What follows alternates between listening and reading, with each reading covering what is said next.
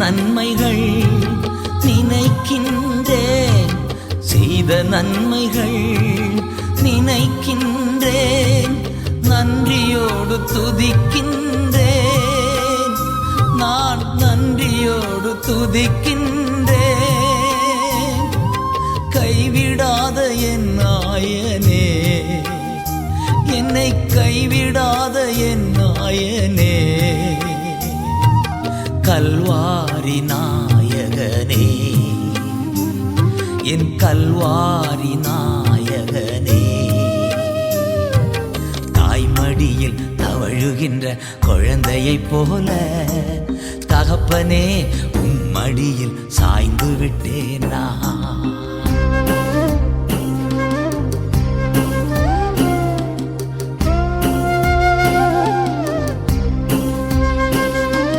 துணையாளரே துணையாளரே.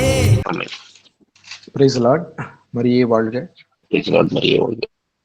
ஸோ இன்னைக்கு நம்ம பார்க்க போற தலைப்பு வந்து தற்பெருமையும் மனத்தாழ்மையும், ப்ரைட் அண்ட் ஹியூமிலிட்டி அப்படின்னு சொல்றாங்க. தற்பெருமையும் மனத்தாழ்மையும். இந்த டாபிக் வந்து ஒரு பாவ மன்னிப்புக்கான ஒரு டாபிக் தான். ஏன்னா இப்போ நம்ம போன வாரம் பார்த்தது வந்து எப்படின்னா, அந்த உள்ளான மனிதனை பற்றி பார்த்தோம். இந்த உள்ளான மனிதனை பலப்படுத்துவது எப்படி அப்படின்னு நம்ம ஆண்டவர்கிட்ட ஜெபம் பண்ணும் பொழுது ஆவியானவர் என்ன உணர்த்துறாருன்னா, முதல்ல இந்த உள்ளான மனிதனில் இருக்கிற அந்த கசடுகள் அழுக்குகள் எல்லாம் நீக்கணும் அப்படின்னு ஆண்டவர் உணர்த்துகிறார். அப்ப அந்த உள்ளான மனிதனுக்குள்ள என்னென்ன தீமைகள்லாம் இருக்கு, படிப்படியா ஒரு 10 கற்பனைக்கான பாவங்களுக்கு நீங்க மன்னிப்பு கேட்டிருப்பீங்க. இதுக்கு மேல எப்படி நம்ம கடவுளை அப்ரோச் பண்றது, எப்படி பாவ மன்னிப்பு கேட்கறது, அந்த பாவ மன்னிப்பின் மூலமாக அந்த மீட்பை ஒவ்வொரு நாளும் நாம் எப்படி ருசிப்பது அப்படின்னா, அந்த உள்ளான மனிதனை நாம் தூய்மைப்படுத்த வேண்டும், ஒவ்வொரு நாளும் தூய்மைப்படுத்த வேண்டும். அப்ப அந்த உள்ளான மனிதன் ஒவ்வொரு நாளும் பாவ மன்னிப்பு கேட்கணும் ஆண்டவர்கிட்ட. அதான் சொல்றேன், பாவத்தோடயே அன்னை கருத்தரித்தாள் அப்படின்னு தாவீது சொல்றாரு. அப்ப நம்ம கிட்ட அந்த ஜென்ம பாவம் இருக்கிறனால அந்த பாவம் வந்து ஒவ்வொரு நாளும் பெருகி கொண்டே இருக்கிறதுன்னு நம்ம பார்த்தோம். அப்ப அந்த பாவத்தினுடைய தன்மைகள் ஒவ்வொரு நாளும் ஒவ்வொரு விதமாக நமக்குள்ள வெளிப்படுகிறது. அப்ப ஆண்டவர்கிட்ட அந்த பாவங்களுக்காக நம்ம ஒவ்வொரு நாளும் மன்னிப்பு கேட்கணும். அப்ப அந்த உள்ளான மனிதனை பலப்படுத்துவதற்கு ஃபர்ஸ்ட் ஸ்டெப் என்னன்னா, அந்த சாங்டிஃபிகேஷன். அதாவது என்ன சொல்லுவாங்க, சுத்திகரிப்புன்னு சொல்றாங்க. இப்போ உங்க இருதயம் வந்து பாத்தீங்கன்னா, உங்களுடைய இருதயம் 24 மணி நேரம் பம்ப் பண்ணிட்டே இருக்கு. என்ன, பிளட், நல்ல ரத்தத்தை அது வந்து பம்ப் பண்ணிட்டே இருக்கு.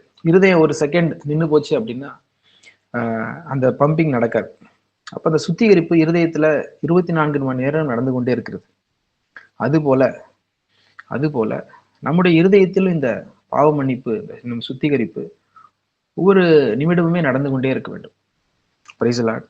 அப்ப அந்த இருதயம் எப்படி 24 மணி நேரம் இயங்குறது போல நாமளும் ஆண்டவர்கிட்ட நம்முடைய இருதயத்தை உயர்த்திக்கிட்டே இருக்கணும், அதை தூய்மைப்படுத்திக்கிட்டே இருக்கணும். ஒரு சின்ன விஷயம், ஒரு சின்ன தவறு உள்ள வந்துட்டாலும் அதுக்கு மன்னிப்பு கேட்டுக்கிட்டே இருக்கணும். அப்ப அந்த வரிசையில பார்க்கும்போது முதல் தீமை, நம்முடைய இருதயத்தின் ஆழத்தில் உள்ள முதல் தீமை என்ன அப்படின்னு பாத்தீங்கன்னா, அந்த தற்பெருமை தான். தற்பெருமை. அதுக்கு ஆப்போசிட்டானது என்ன அப்படின்னு பாத்தீங்கன்னா, மனத்தாழ்மை. அப்ப இந்த தற்பெருமையை பற்றி நாம் அறிந்து கொள்ள வேண்டும்.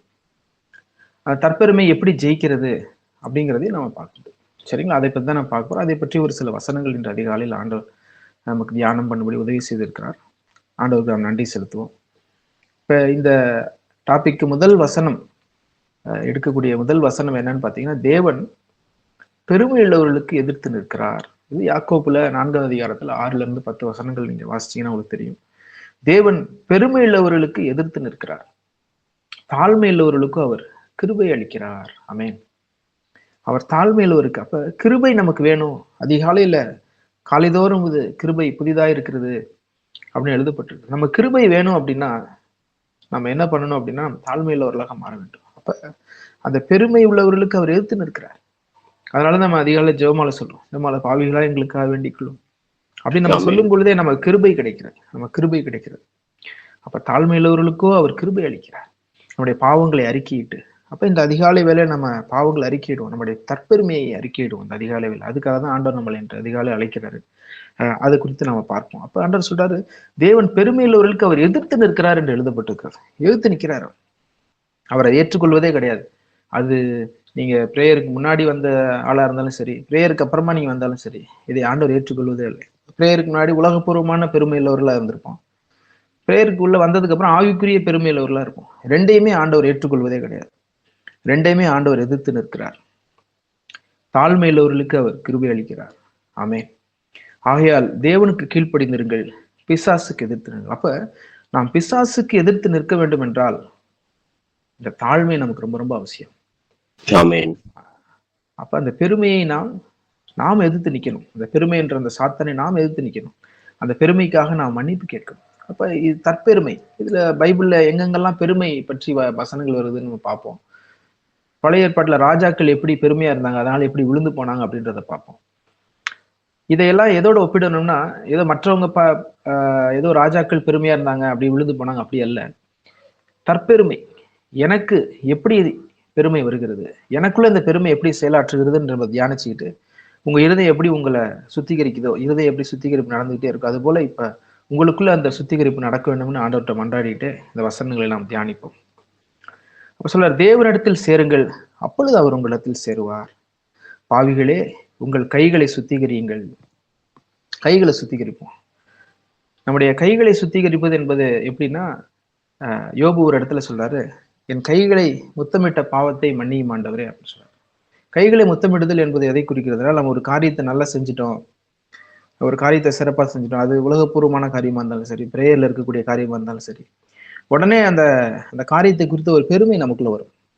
ஒரு பெருமை நமக்குள்ள வரும். இது எப்படின்னா, இப்ப ஒரு வெளிப்பாடு வருது, ஆண்டவர் நமக்கு ஒரு வெளிப்பாடு கொடுக்குறாரு அப்படின்னா, அந்த வெளிப்பாட்டுல ஒரு பெருமை வரும். இதை எப்படி விளக்குவது என்றால், ஒரு திரியை ஏத்துறீங்க. இப்ப மெனோரா திரியெல்லாம் பத்தி பார்த்துக்கிறோமா, திரியை ஏற்றும் பொழுது அந்த ஆசரிப்பு கூடாரத்துல அந்த மினோரா இருக்கும். அந்த திரியை ஏற்றும் பொழுது அந்த திரி வந்து எரிஞ்சதுக்கு அப்புறம் என்ன ஆயிரும்னா, அந்த திரி கருப்பாயிரும். நீங்க பாத்தீங்கன்னா கருப்பாயிரும். எரிஞ்சு அந்த கருப்பு ஆகுறது எதுன்னா, அந்த மேட்டிமை வரக்கூடியதை குறிக்கக்கூடியது. அந்த கருப்பை ரிமூவ் பண்றதுக்காக ஒரு டாங்ஸ் அப்படின்னு வச்சிருப்பாங்க. அந்த குரடு மாதிரி ஒன்று வச்சிருப்பாங்க. அதை வந்து ரிமூவ் பண்ணிக்கிட்டே இருப்பாங்க, எடுத்துக்கிட்டே இருப்பாங்க. அது எரிய எரிய அந்த கருப்பு வரதான் செய்யும். அதை நாம் அவாய்ட் பண்ண முடியாது. ஆனா அதை எடுக்கிறதுக்கு நம்ம அந்த எப்படி அந்த குரடு வைத்திருக்கிறார்கள், அது போல நமக்குள்ள அந்த ஆவிக்குரிய ஒரு குரடு வேணும். அந்த குரடை வைத்து எப்பெல்லாம் நமக்குள்ள, இது வந்து ஆவிக்குரிய பெருமை பத்தி பேசிட்டு இருக்கேன். ஆவிக்குரிய பெருமை, ஒரு வெளிப்பாடு வருது, ஆண்டவர் நிறைய சொல்லி கொடுக்குறாரு, உடனே நமக்குள்ள ஒரு ஆண்டவருக்குரிய காரியத்தை ஒரு சிலர் செய்யறோம், உடனே நமக்குள்ள ஒரு பெருமை வரும். எப்படி அந்த திரி எரியும் போது கருப்படையதோ, அது போல பெருமை நமக்குள்ள வந்துகிட்டே தான் இருக்கும். அதனால தாவீது சொல்றது பாருங்க, பாவத்தோடைய நன்மை கருத்தரித்தார். அப்ப உள்ளத்தின் உண்மையை அவர் விரும்புகிறார். நம்ம உள்ளத்தின் உண்மையை ஏற்றுக்கொள்ளும். ஆண்டவரே, எனக்கு பெருமை இருக்கு ஆண்டவரே அப்படின்னு ஏத்துக்கிட்டீங்கனாலும் போதும், அதை சுத்திகரிக்கக்கூடிய வழியை ஆண்டவர் சொல்லி கொடுப்பார். Price the Lord. மரியே வாழ்க. அப்ப உங்கள் கைகளை சுத்திகரிங்கள், நீ கையில செய்த பாவத்தை. அப்ப ஆண்டவரே, நான் என் கைகளை முத்தமிட்ட பாவத்தை மன்னியும் ஆண்டவரே. ஒரு காரியத்தை சிறப்பா செஞ்சிட்டோடனே நல்லா செஞ்சுட்டேன் அப்படின்னு உங்களையே நீங்கள் தற்பெருமை கொண்ட அந்த பாவத்திற்காக மன்னிப்பு கேட்கணும். சரிங்களா? அப்ப எப்படி நம்ம இது ஆவிக்குரிய பெருமையா இருந்தாலும் சரி, உலகப்பூர்வமான காரியம் செய்தாலும் நமக்கு பெருமை வரும். நல்ல ஒரு பேப்பர் போட்டுட்டோம், பப்ளிஷ் பண்ணிட்டோம், இல்லைன்னா ஏதாவது ஒரு காரியத்தை நம்ம மேலதிகாரிகள் கொடுத்த காரியத்தை சிறப்பா செஞ்சுட்டோம், உடனே அதுல ஒரு பெருமை வரும். அப்ப இதெல்லாம் கைகளினால் செய்த பாவங்கள். பெருமையினால நம்ம கைகளை செய்யறோம், ஆனா அந்த கைகளுடைய அந்த செய்த அந்த செயலுக்கு ஆண்டவருக்கு நாம் மகிமை செலுத்தவில்லை. அப்ப பெருமை வந்துருது இல்லை. அப்ப அதுக்காக நான் மன்னிப்பு கேட்கணும். கைகளை சுத்திகரியுங்கள். இருமண்ணம் உள்ளவர்களே, உங்கள் இருதயங்களை பரிசுத்தமாக்குங்கள். அப்ப இருதயங்களை பரிசுத்தமாக்குங்க, அந்த பெருமையிலிருந்து விடுபடுங்க அப்படின்னு ஆண்டவர் சொல்றாரு. இந்த பெருமை நமக்கு வேண்டாம். நம்ம இருதயத்தை ஆண்டவர் ரத்தத்தினால் தூய்மையாக்கும்படி மன்றாடுவோம். அந்த பெருமையை அகற்றும்படி நம்ம இந்த அதிகாலை வேலை மன்றாடுவோம். இது ஆவிக்குரிய பெருமை அப்படின்னா, ஒரு வெளிப்பாடு வருது, ஒரு சின்ன வெளிப்பாடு வருதுன்னா உடனே பெருமை வந்துடும். கொஞ்ச நேரம் ஜெபிச்ச உடனே அதுல ஒரு பெருமை. இப்ப இதெல்லாம் எப்படின்னா, அந்த திரி எரிஞ்சு கருப்படைகிறது போலதான். அதுக்காக திரி எரிய வைக்காம இருக்க முடியாது, அப்படி வரத்தான் செய்யும். ஆனா அந்த அந்த குரடை வைத்து அப்பப்ப என்ன பண்ணணும், அந்த கருப்படிக்கிறத எடுத்துக்கிட்டே இருக்கும். அதுதான் நம்ம செய்ய போறோம். நீங்கள் துயரப்பட்டு துக்கித்து அழுங்கள், உங்கள் நகைப்பு துக்கமாகவும் உங்கள் சந்தோஷம் சஞ்சலமாகவும் மாறக்கடுவது. கர்த்தருக்கு முன்பாக தாழ்மைப்படுங்கள், அப்பொழுது அவர் உங்களை உயர்த்துவார். இந்த அதிகாலை வேளை ஆண்டவர் நம்மளை அழைக்கிறார். கர்த்தருக்கு முன்பாக நீங்கள் தாழ்மைப்படுங்கள், அப்பொழுது ஆண்டவர் நம்மை உயர்த்துவார். அது உலகப்பூர்வமா இருந்தாலும் சரி, அது ஆவிக்குரிய வாழ்க்கையா இருந்தாலும் சரி, நாம் பெருமையுள்ளவர்களா இருந்தால் நாம் வீழ்ச்சி அடைவோம். தாழ்மையுள்ளவர்களா இருந்தா ஆண்டவர் நம்மளை உயர்த்துவார். அப்ப கடவுளுக்கு முன்பாக உங்களை தாழ்த்துங்கள். மனிதர்களுக்கு முன்பாக போய் தாழ்த்தணும் அவசியம் இல்லை, நடிக்கிற வேண்டும் அவசியம் இல்லை. கர்த்தருக்கு முன்பாக உங்களை தாழ்த்துங்கள், அப்பொழுது அவர் உங்களை உயர்த்துவார். இப்ப இந்த அதிகாலை வேலை இப்ப நம்ம சுத்திகரிப்போம், நம்ம இருதயத்தை சுத்திகரிப்போம். வசனங்கள் வாசிக்கும் பொழுதே உங்களுக்குள்ள ஒரு பாவ மன்னிப்பு கேளுங்க. ஆண்டவரே, எங்கெங்கெல்லாம் என் இருதயம் மேட்டிமை கொண்டதோ என்னை மன்னியும் ஆண்டவரே. நீர் பெருமையுள்ளவர்களுக்கு எதிர்த்து நிற்கிறப்பா. அப்பா, எங்களை மன்னியும் ஆண்டவரே. நாங்கள் பெருமையுள்ளவர்களாக இருந்தோம் ஆண்டவரே. நாங்கள் மன்னியும் செய்த ஆண்டவரே. செயல்களுக்கு உமக்கு நாங்கள் நன்றி செலுத்தவில்லை ஆண்டவரே. எங்களை மன்னியும் ஆண்டவரே. எங்களை மன்னியும் தகப்பனே. ரபதுரபல் நன்றி இயேசுவை போற்றி இயேசு. உம்முடைய ரத்தத்தினால எங்களை கழுவுங்கப்பா ஆண்டவரே. உம்முடைய ரத்தத்தினால எங்களை கழுவுங்கப்பா. கழுவும் ஆண்டவரே. தூரபல ஹந்தரபல கரபாசிக்கு நன்றி இயேசுவை போற்றி இயேசு. நன்றி. ஹalleluya ஹalleluya. துதிக்கிறோம் துதிக்கிறோம். லிஷரபி ஷரபி ஷரத்து நிக்கிறோம். நன்றி. நன்றி பரிசுத்தாவியானவரே. நன்றி ஆண்டவர், நன்றி ஆண்டவர், நன்றி ஆண்டவர். தாழ்மையுள்ளவர்களுக்கு கிருபை அளிக்கிறீர் ஆண்டவர். ஆமென். அதிகாலை ஆமென். வேளை எங்களுக்கு கிருபை தாரும் ஆண்டவர். உடைய கிருபை எங்களுக்கு தாரும் ஆண்டவர். நன்றி இயேசுவை போற்றி இயேசு. நன்றி இயேசுவை போற்றி இயேசு. நன்றி. நன்றி அப்பா, நன்றி ஆண்டவர். நன்றி தகப்பனே.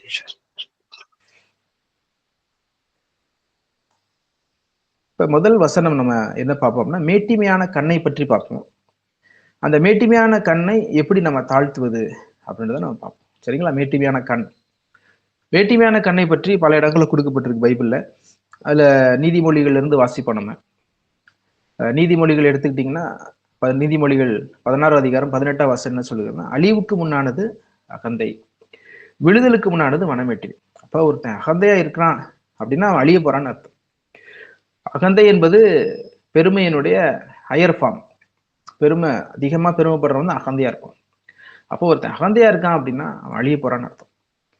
ஒருத்தன் மனமேட்டிமையா இருக்கான் அப்படின்னா விழ போறான்னு அர்த்தம். நமக்கு அடிக்கடி இந்த மனமேட்டிமை வரும். இந்த மனமேட்டிமையெல்லாம் ஒண்ணு சேர்ந்துதான் அகந்தையாக மாறும். அப்ப இந்த மனமேட்டிமை எங்கெல்லாம் வருதுன்னு சொல்லி பார்த்து நம்ம அங்கேயே மன்னிப்பு கேட்டோம்னா இந்த அகந்தை வராம நம்ம தடுத்துடலாம். நமக்கு அழிவு வராமல், ஆவிக்குரிய அழிவு, உலகத்திற்குரிய அழிவு வராமல் நாம் தடுத்து விடலாம். ஆகவே இந்த மனமேட்டிமைக்காக நாம் மன்னிப்பு கேட்போம். இந்த அதிகாலை வேலையில, ஆண்டவரே, எங்கெல்லாம் இந்த மனமேட்டிமையினால் விழுந்து போனேன் என்று எனக்கு உணர்த்துங்க ஆண்டவரே. இந்த அதிகாலை வேலையில என்மேல் இரக்கமாயிரும் ஆண்டவரே என்று ஆண்டவர்கிட்ட மன்றாடுவோம். நம்ம ஆண்டவர்கிட்ட மன்றாடு. என்ன சொல்ல, 6 காரியங்களை கர்த்தர் வெறுக்கிறார் அப்படின்னு எழுதப்பட்டு நீதிமொழிகள். அதுல ஃபர்ஸ்ட் என்ன அப்படின்னு பாத்தீங்கன்னா மேட்டிமையான கண் தான். 6 காரியம் லிஸ்ட் பண்றாரு. பொய் நாவு, குற்றமற்ற ரத்தம் சிந்தும் கை, துராலாசனையை பிணைக்கும் இதயம் அப்படின்னு வரிசையா நிறைய லிஸ்ட் பண்றாரு. ஆனா அதுல முக்கியமா அவர் வெறுப்பது என்ன அப்படின்னா மேட்டிமையான கண் தான். இப்ப இந்த அதிகாலை வேலையில நமக்குள்ள அந்த மேட்டிமையான கண் இருக்கான்னு நம்ம பார்ப்போம்.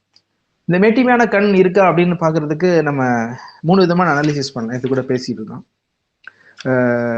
என்னன்னா, நாம் குறைகளை யாராவது கண்டிக்கும் பொழுது அதை நாம கேட்க முடியல அப்படின்னா நமக்குள்ள அந்த மேட்டிமை வந்துருச்சுன்னு அர்த்தம். இப்போ ஒருத்தர் நம்மகிட்ட இருக்கிற குறைகளை சொல்லும் பொழுது அதை நம்மளால ஏற்றுக்கொள்ள முடியல அப்படின்னா இது மேட்டிமைக்கான, மனமேட்டிமைக்கான ஒரு முக்கியமான ஒரு அறிகுறி, இல்ல பெருமைக்கான ஒரு அறிகுறி. அடுத்த பெருமைக்கான அறிகுறி என்னன்னா, மற்றவர்கள் நம்மை புகழும் போது அதை நம்ம ஏற்றுக்கிறோம். நம்ம மற்றவர்கள் புகழ்வதை நாம் ஏற்றுக்கொண்டால் அது ஒரு வகையான மேட்டிமை. இப்ப மற்றவங்களை புகழ்ந்துட்டு என்ன புகழாம போயிட்டாங்களே அப்படின்ற ஒரு எண்ணம் வந்துருச்சுனாலே உங்களுக்குள்ள மேட்டிமை இருக்குன்னு அர்த்தம். இன்னும் அவரை மட்டும் புகழ்றாரு. இது உலகப்பூர்வ வாழ்க்கையில் வரும், பிரேயர்லயும் வரும். அவங்களை மட்டும் உயர்த்துறாரு. இன்ஃபேக்ட் காயினுக்கு வந்ததும் பொறாமை தான். ஆபேல் மேல அவருக்கு வந்தது பொறாமை.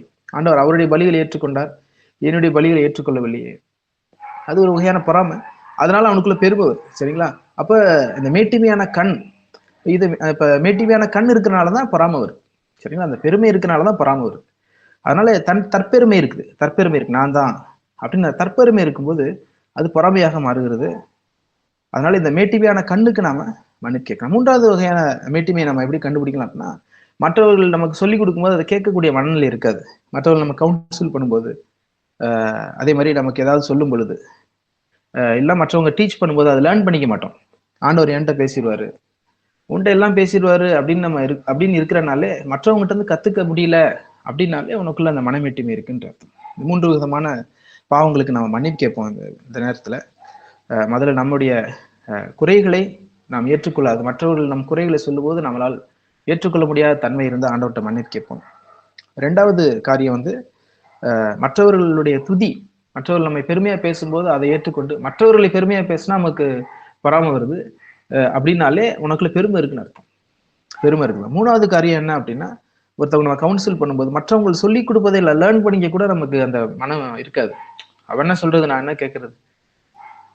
அப்ப ஒரு புக்கை வாசிக்க கூட நமக்கு அந்த பெருமை இருக்காது. மற்றவங்களோட புக்கை எதுக்கு வாசிக்கணும், ஆண்டவர் என்கிட்ட நேரடியா பேசிடுவாரு. இதெல்லாம் மனமேட்டிமை. அப்ப ஆவியானவர் நமக்கு உணர்த்துவார், இதை வாசி, இவர்கள் மூலியமா ஆண்டவர் நமக்கு இதை சொல்லிக் கொடுப்பாரு, இந்த ஊழியர் மூலமா இதை சொல்லிக் கொடுப்பாரு. ஆண்டவர் உணர்த்தும் போது நம்ம போய் அதை ஏற்றுக்கொள்ளக்கூடிய மனப்போக்கு இருக்கும். இதனாலதான் நம்ம ஆவிக்குள்ள வளர முடியாத ஒரு தன்மையா இருக்கிறோம். இந்த 3 பாவங்களுக்காக நம்ம ஆண்டவர்கிட்ட மன்னிப்பு கேட்போம் அதிகாலை வேலையில. நன்றி இயேசுவே, போற்றி இயேசுவே, துதிக்கிறோம் ஆண்டவரே. ஆண்டவரே, மற்றவர்களிடத்தில் நான் கற்றுக்கொள்ள முடியாதபடி மனமேட்டிமையுள்ளவனாய் நான் இருந்தேன் ஆண்டவரே, என்னை மன்னியும் ஆண்டவரே. ஆண்டவரே, மற்றவர்களை புகழ்ச்சியை நான் ஏற்றுக்கொண்டேன் ஆண்டவரே. மற்றவர்கள் என்னைத்தான் புகழ வேண்டும் என்று நான் நினைக்கிறேன் ஆண்டவரே, என்னை மன்னியும் ஆண்டவரே. அப்பா தகப்பனே, என்னுடைய குறைகளை நான் ஏற்றுக்கொள்ள, மற்றவர்களின் குற்றங்களை சொல்லும் போது அதை நான் ஏற்றுக்கொள்ள ஆண்டவரே, அதனால எனக்கு எரிச்சல் வருகிறது ஆண்டவரே, என்னை மன்னியும் ஆண்டவரே. இந்த மேட்டிமையான கண் எங்களிடத்தில் இருக்கிறது ஆண்டவரே, எங்களை மன்னியும் ஆண்டவரே. இந்த மேட்டிமையான கண்ணை எங்களிடத்திலிருந்து அகற்றி போடுங்க ஆண்டவரே. நன்றி ஆண்டவரே. இந்த மனமேட்டிமை எங்களை விழுதலுக்கு கொண்டு போய் விடும் ஆண்டவரே. நாங்கள் ஆவிக்குரிய வாழ்க்கையில விழுந்து போவோம் ஆண்டவரே. இந்த மனமேட்டிமையினால் எங்களை மன்னியும் ஆண்டவரே. நன்றி இயேசுவே, போற்றி இயேசுவே, துதிக்கிறோம் ஆண்டவரே. ஆண்டவரே, இந்த மனமேட்டிமை அகந்தையாக மாறி எங்களை அழித்து விடும் ஆண்டவரே, எங்களை மன்னியும் ஆண்டவரே. இந்த மனமேட்டிமை ஒன்று சேர்ந்து இதற்கு நாங்கள் சரியான பாவ மன்னிப்பு கேட்கவில்லை என்றால் அது அகந்தையாக மாறி எங்களை அழித்து விடும் ஆண்டவரே, எங்களை மன்னியும் ஆண்டவரே. உடைய ரத்தத்தினாலே மரியே வாழ்க. நன்றி ஆண்டவரே, நன்றி இயேசுவே, போற்றி இயேசுவே.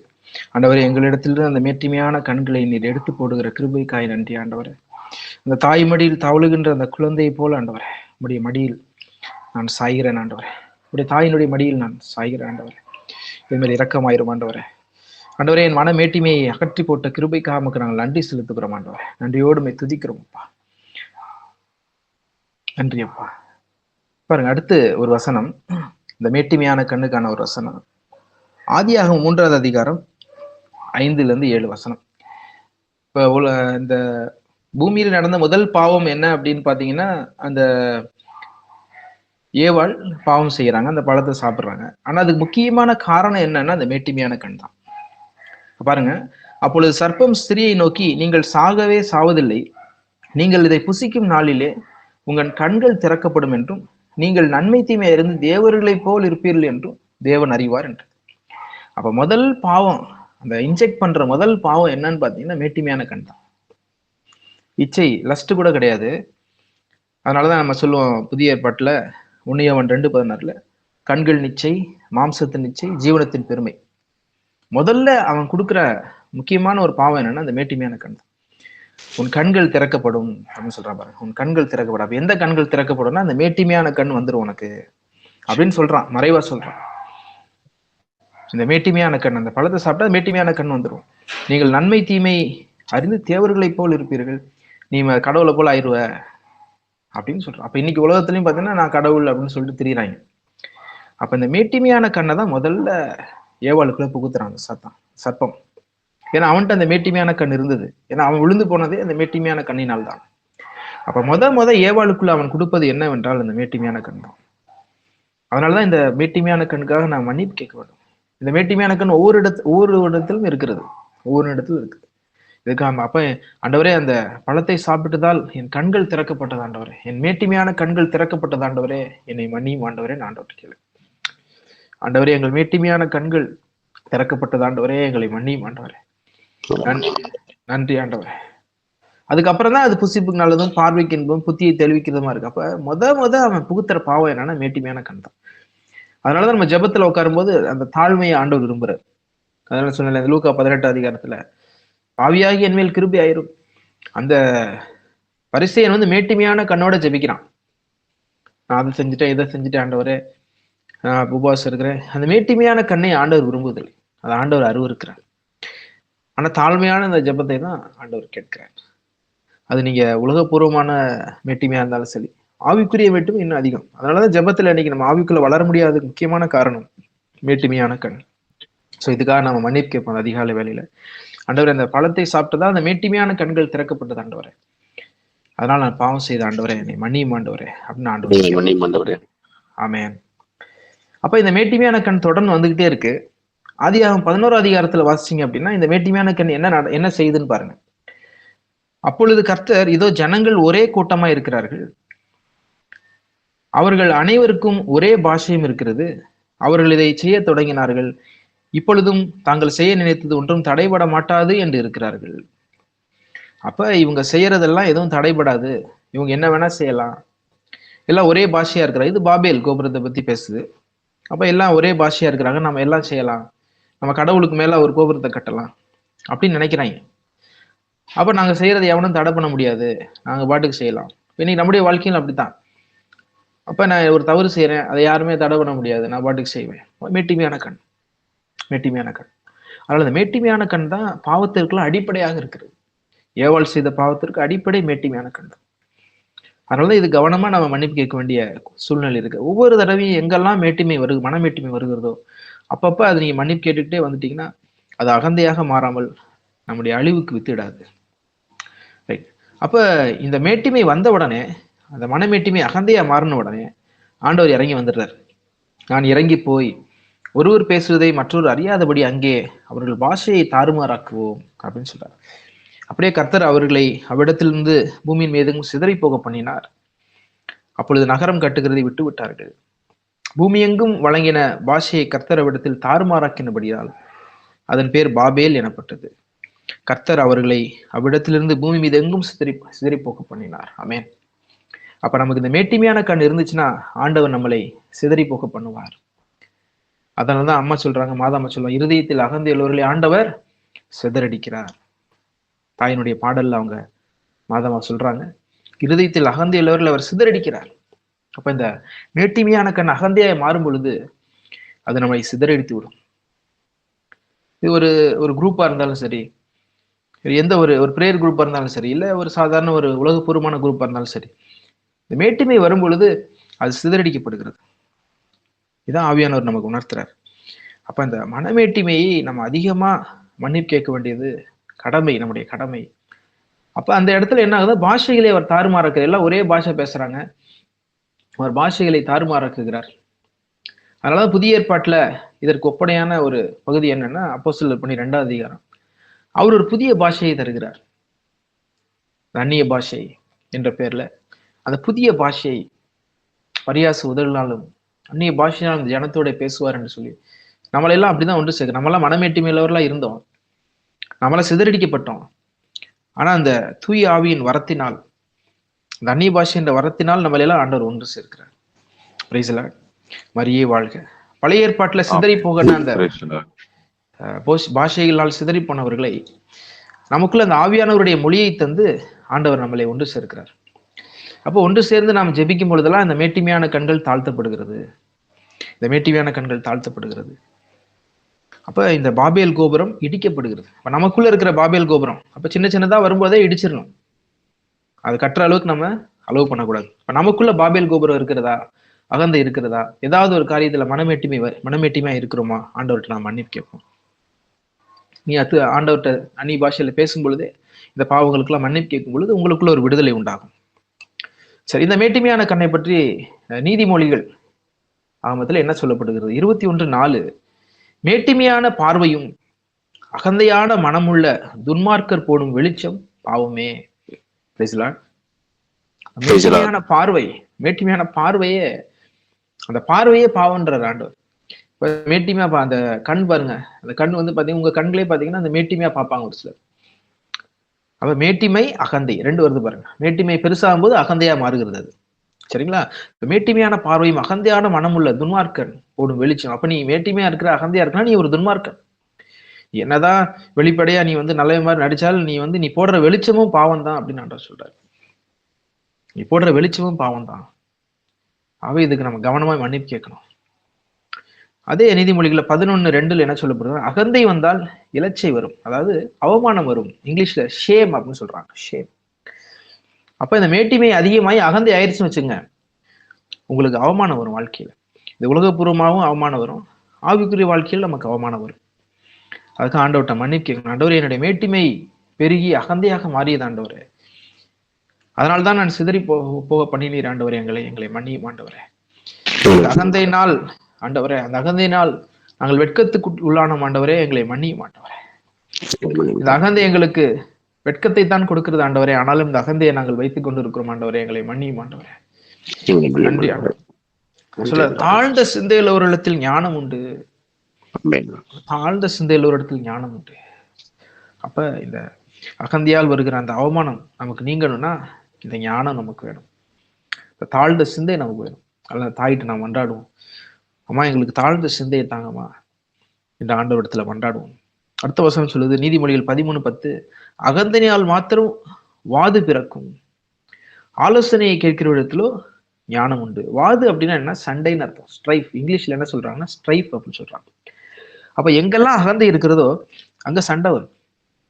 இப்ப நமக்குள்ள சண்டைகள் வருது, இந்த உலகப்பூர்வமான சண்டையா இருந்தாலும், அப்ப ஆவிக்குரிய வாழ்க்கையில சண்டை வருதுன்னா அங்க என்ன இருக்குன்னு? அகந்தை இருக்குன்னு அர்த்தம். இந்த மேட்டிமையான கண் இருக்குன்னு அர்த்தம்.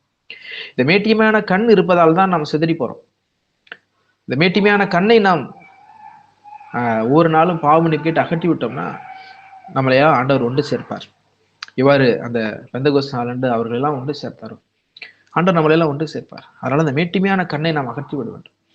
ஒவ்வொரு ஜெபத்திலையும் நம்மளை ஒன்று சேர்க்கிறதுக்கு முக்கியமான காரணம் என்னன்னா, ஆண்டவர் இந்த மேட்டிமையான கண்ணை நம்மகிட்ட இருந்து அகற்றார். இது வெளியே போகும்போது தான் நம்மளாம் ஒன்று சேர முடியும். அப்ப அகந்தையினால் வெட்கம் வரும், சண்டை வரும். அப்ப இந்த சண்டை வர்றதுக்கான காரணம் இந்த அகந்தை தான். அப்ப ஆலோசனையை கேட்கிற விடத்திலோ ஞானம் உண்டு சொன்னா இல்லையா?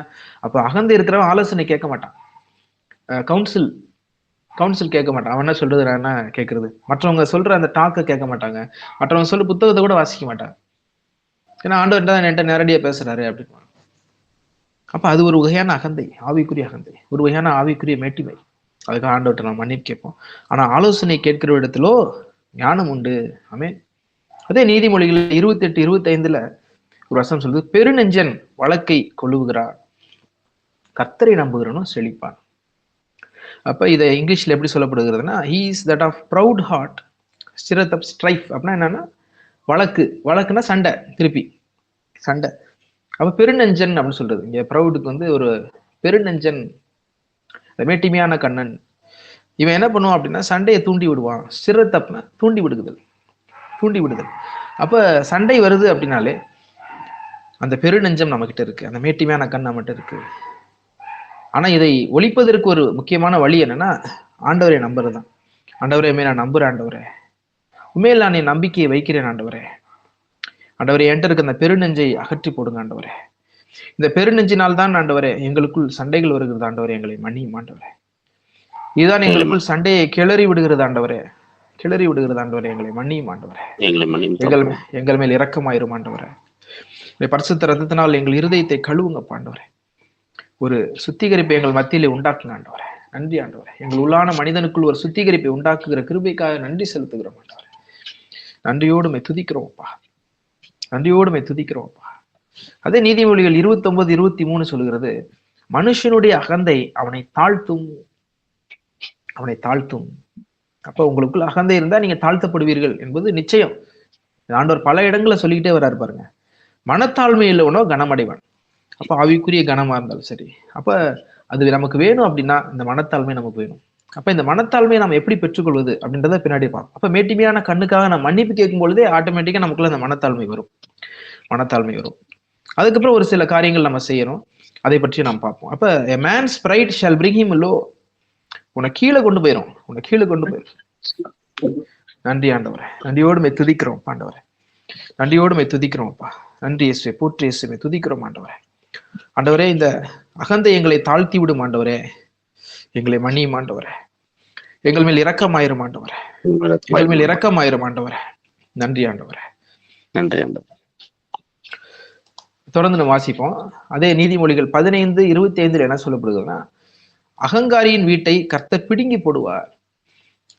ஆமா, அகங்காரியா இருக்கிறாங்க அப்படின்னா உங்க வீடு உடைக்கப்படும். உங்க வீட்டை ஆண்டவர் உடைச்சிருவாரு. சொல்ற மனமேட்டிமை உள்ளவனும் கர்த்தருக்கு அருவருப்பானவன், அபாமினேஷன் என்று சொல்லப்படுது. நீ மனமேட்டிமையா இருந்தா நீ அபாமினேஷன், ஆண்டவர் பக்கத்திலே வரமாட்டார். கையோடே கை கோத்தாலும் அவன் தண்டனைக்கு தப்பான். இப்ப நம்ம அப்படிப்பட்டவர்கள தான் இருக்கிறோம். ஆண்டவர்கிட்ட மன்னிப்பு கேட்கணும். ஆண்டவரே மனமெட்டிமையிலவனா இருக்கிறேன் ஆண்டவரே, உங்களுக்கு அருவருப்பானவனாய் நான் இருக்கிறேன் ஆண்டவரே, என்னை மன்னியும் ஆண்டவரே. உடைய கிருபினாலும் சத்தியத்தினாலும் இந்த மனமெட்டிமையின் அந்த பாவத்தை நிவர்த்தி ஆக்குங்க ஆண்டவரே. எங்கள் மேல் இரக்கமாயிரும் ஆண்டவரே, ஆண்டவர்கிட்ட மன்னிப்பு கேளுங்க. மனமேட்டிமை உள்ளவனாய் நான் இருக்கிறேன் ஆண்டவர். ஆவிக்குரிய மனமேட்டிமை உள்ளவனாய் இருக்கிறேன் ஆண்டவரே. உலகபூர்வமான மனமேட்டிமை உள்ளவனாய் நான் இருக்கிறேன் ஆண்டவரே. ஆண்டவரே என் வீட்டை நீர் பிடுங்கி போடாதீங்க ஆண்டவரே, என்னை மன்னியும் ஆண்டவரே. என் வீட்டை நீர் நிலைப்படுத்தும் ஆண்டவரே. நன்றியோடு துதிக்கிறோம் ஆண்டவரே. ஆமென். இப்ப இங்க என்ன சொல்லப்படுகிறதுனா, ஒரு விதவையின் வீட்டை ஆண்டவர் நிலைப்படுத்துவார்னா ஏன் அப்படி சொல்றாருன்னா, ஒரு விதவை அவங்களுக்கு எதுவுமே இல்ல, இப்ப அவங்களுக்கு கணவர் இல்ல, அதனால என்ன பண்ணுவாங்கன்னா முழுவதுமாய் கடவுள் மேலே நம்பிக்கையா இருப்பாங்க. Total dependence on God. அந்த டோட்டல் டிபெண்டன்ஸ் ஆஃப் காட் எப்போ வரும்னா, நீ மனமேட்டியுமே இல்லாத போல வரும். ஆண்டவரே எனக்குன்னு ஒண்ணும் இல்லையா ஆண்டவரே, நீங்க தான் எனக்கு எல்லாம், நீங்க எனக்கு உதவி செய்யுங்கப்பா, உடைய கிருபையினாலும் சத்தியத்தினாலும் தான் நான் வாழ முடியும் ஆண்டவரே, என் பாவங்கள் நிவர்த்தி ஆகும் ஆண்டவரே, என் வீடு கட்டப்படும் ஆண்டவரே, என் மேல் இரக்கமாயிரும் ஆண்டவரே அப்படின்னு சொல்லும் பொழுது ஆண்டவர் நம்முடைய வீட்டை நிலைப்படுத்துவார், நம்முடைய எல்லைகளை அவர் நிலைப்படுத்துவார். Price the Lord. அப்ப அந்த மனமேட்டிமைக்கு நான் மன்னிப்பு கேட்கும் பொழுது பாருங்க எவ்வளவு ஆசீர்வாதங்கள் வருது பாருங்க. அப்ப நம்முடைய வீட்டை அவர் கட்டுறேன்றார் ஆண்டவர். கிருபையினாலும் சத்தியத்தினாலும் நம்மை மூடுகிறார். Price the Lord. மரியே வாழ்க. அப்ப இந்த அருவருப்பை நாம் அகற்றும்படியாக ஆண்டவரத்துல மன்றாடணும். இந்த அருவருப்பு எனக்கு வேண்டாம் ஆண்டவரே, நான் ஆண்டவர்கிட்ட மன்னிப்பு கேளுங்க. இந்த மனமேட்டுமை எங்கெல்லாம் இருந்தது பழைய ஏற்பாட்டுல அப்படின்னு ஒரு சில வசனங்கள் நாம் பார்ப்போம். 2 நாளாகும் 26:16 உசியா என்ற மன்னன் எப்படி மனமேட்டிமையா இருந்தான். உசியா என்ற மன்னனை ஆண்டவர் ஆசீர்வதிக்கிறார். பழைய ஏற்பாட்டுல பல மன்னர்கள் இருக்கிறாங்க. அதுல கடவுளுக்கு உகந்த விதமா நடந்த ஒரு மன்னன் வந்து உசியா. இந்த 26 அதிகாரத்தை ஃபுல்லா நீங்க வாசிச்சு பார்க்கலாம். அதே போல 2 நாளாகும் 32 யாரை பத்தி கொடுக்குன்னா எசேக்கியா மன்னனை பத்தி கொடுக்கப்படுது. இவங்க 2 பேருமே மற்ற மன்னர்களை விட இவங்க ஓரளவுக்கு நல்லா தான் இருக்கிறாங்க. ஆனா ஒரு குறிப்பிட்ட பாயிண்ட் ஆஃப் டைம்ல அவங்க மனமேட்டிமை ஆயிடுறாங்க. எப்ப அப்படின்னா அவங்களுடைய செல்வம் பெருகும் பொழுது, அவங்களுக்கு எல்லா ஆசீர்வாதம் வந்து முதல்ல ஒண்ணுமில்லாதப்ப ஆண்டவர்கிட்ட போய் கதறி இருப்போம். செல்வம் வரும் பொழுது எல்லாம் வந்ததுக்கு அப்புறம் இப்ப நம்முடைய வாழ்க்கையில தற்பெருமை எப்படி வருதுன்னா, இப்ப நம்ம ஒண்ணும் இல்லாம இருக்கும்போது, வேலை இல்லாம இருக்கும்போது ஆண்டவர்கிட்ட போய் கேட்டிருப்போம், வேலை வந்துருச்சு, உள்ள வந்துருச்சு, எல்லா ஆசீர்வாதம் வந்துருச்சு, அதுக்கப்புறம் மனமேட்டிமை வர ஆரம்பிக்கும். அது மாதிரிதான் அந்த உசியாவுக்கு வருது. அவன் பலப்பட்ட போது அவனுக்கு நிறைய செல்வம் வந்துருது, அவனுக்கு நிறைய ஆர்மி கிடைச்சிருது. அவன் பலப்பட்ட போது தனக்கு கேடு உண்டாக மட்டும் அவனுடைய மனம் மேட்டிமையாகி தன் தேவனாகிய கர்த்தருக்கு விரோதமாய் மீறுதல் செய்து தூபிடத்தின் மேல் தூபம் காட்ட கர்த்தருடைய ஆலயத்துக்குள் பிரவேசித்தான். அப்ப ஒவ்வொரு மனிதனுக்கு ஒரு எல்லைகளை ஆண்டவர் வைத்திருக்கிறார். அந்த எல்லைகளை அவன் தாண்டும் பொழுது ஆண்டவர் நம்ம ஆவிக்குரிய எல்லைகள் இருக்கு, உலகத்துக்குரிய எல்லைகள் இருக்கு, பிரச்சனை வரும். அது மனமேட்டிமை இருக்கனாலதான் அப்படி செய்யறோம், துணிஞ்சு செய்யறோம். அப்ப தனக்கு கேடுண்டாக மட்டும் அவனுடைய மனம் மேட்டிமையானது. கொஞ்சம் பிரேயருக்குள்ள வந்துட்டா உடனே மனமேட்டிமை வந்துருது. அப்ப இதுக்கு மன்னிப்பு கேட்கிறோம். இதனால என்ன ஆகும்னா அவனுடைய நெற்றியில வெண்குஷ்டம் வந்துவிடும். தொடர்ந்து அதை வாசிச்சீங்கன்னா உங்களுக்கு தெரியும். அவன் நெத்தியில கிரீடம் வைக்க வேண்டிய அவன் நெற்றியில வெண்குஷ்டம் வந்துடும். அவன் சாகு மட்டும் அவன் குஷ்டரோகியா தான் இருந்து செத்தான் அப்படின்னு எழுதப்பட்டிருக்கிறது. அப்ப மனமேட்டிமை என்ன கொடுக்கும்னா குஷ்டரோகத்தை கொடுக்கும். இப்ப இன்னைக்கு மனமேட்டிமையா இருக்கிறோம்னா ஆவிக்குரிய குஷ்டரோகத்தை நம்ம கொடுத்துரும். ஆவிக்குரிய குஷ்டரோகம்னா இது முன்னாடியே நம்ம பேசியிருக்கிறோம். அப்போ ஒரு பாவத்தை குறித்த உணர்வு இருக்காது. ஒரு குஷ்டரோகிக்கு அந்த குஷ்டரோகத்துல இருக்கக்கூடிய அந்த நோயில நீங்க ஒரு ஊசியை குத்தினாலும் அது உணர்வே இருக்காது. அப்போ உணர்வு இல்லாதவர்களாக நான் மாறிவிடுவோம். பாவம்னா என்னன்னே இல்லாம மனமேட்டிமை நிறைய பேர் ஏன் இதெல்லாம் பாவமே இல்லைன்னு சொல்லுவான். அது என்ன பைபிள் எழுதி இதெல்லாம் பாவம் இல்லை, பெண்ணை எச்சோட அதெல்லாம் பாவம் இல்லை, அவன் மனமேட்டிமை இல்லவன். ஏன்னா அவனுக்கு உணர்வு இல்லை, அவன் குஷ்டரோகியா மாறிட்டான்.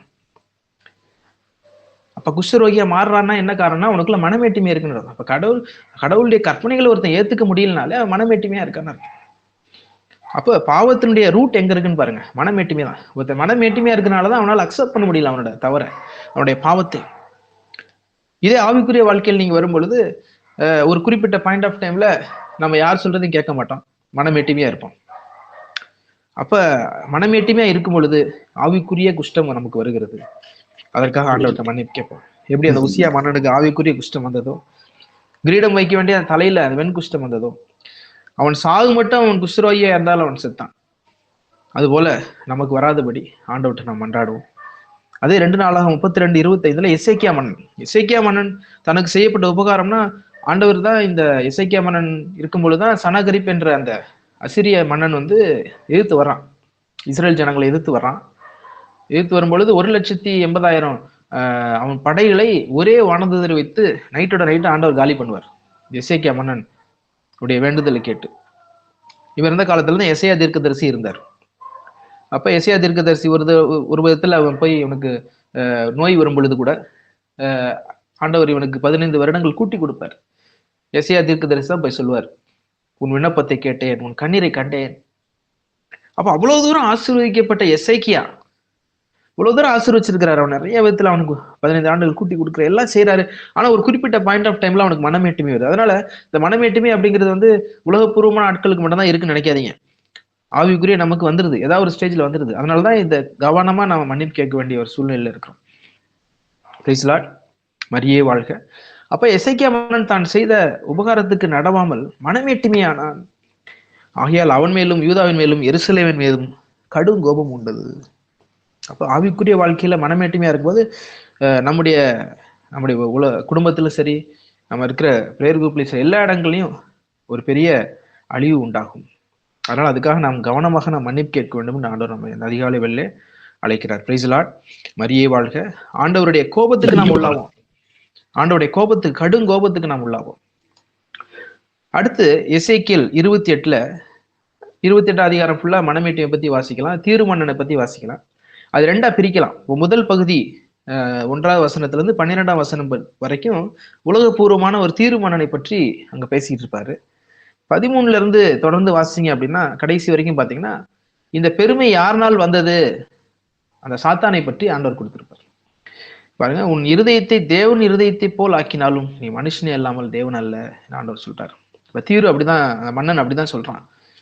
அந்த அவனுக்கு வர்ற அந்த செல்வத்தினால மேட்டுமை கொள்றான். அப்ப ஆண்டவர் அவன்கிட்ட பேசுறாரு, உன் இருதயத்தை நீ தேவனுடைய இருதயத்தை போல் ஆக்கி, நீ மனுஷன் தான் நீ.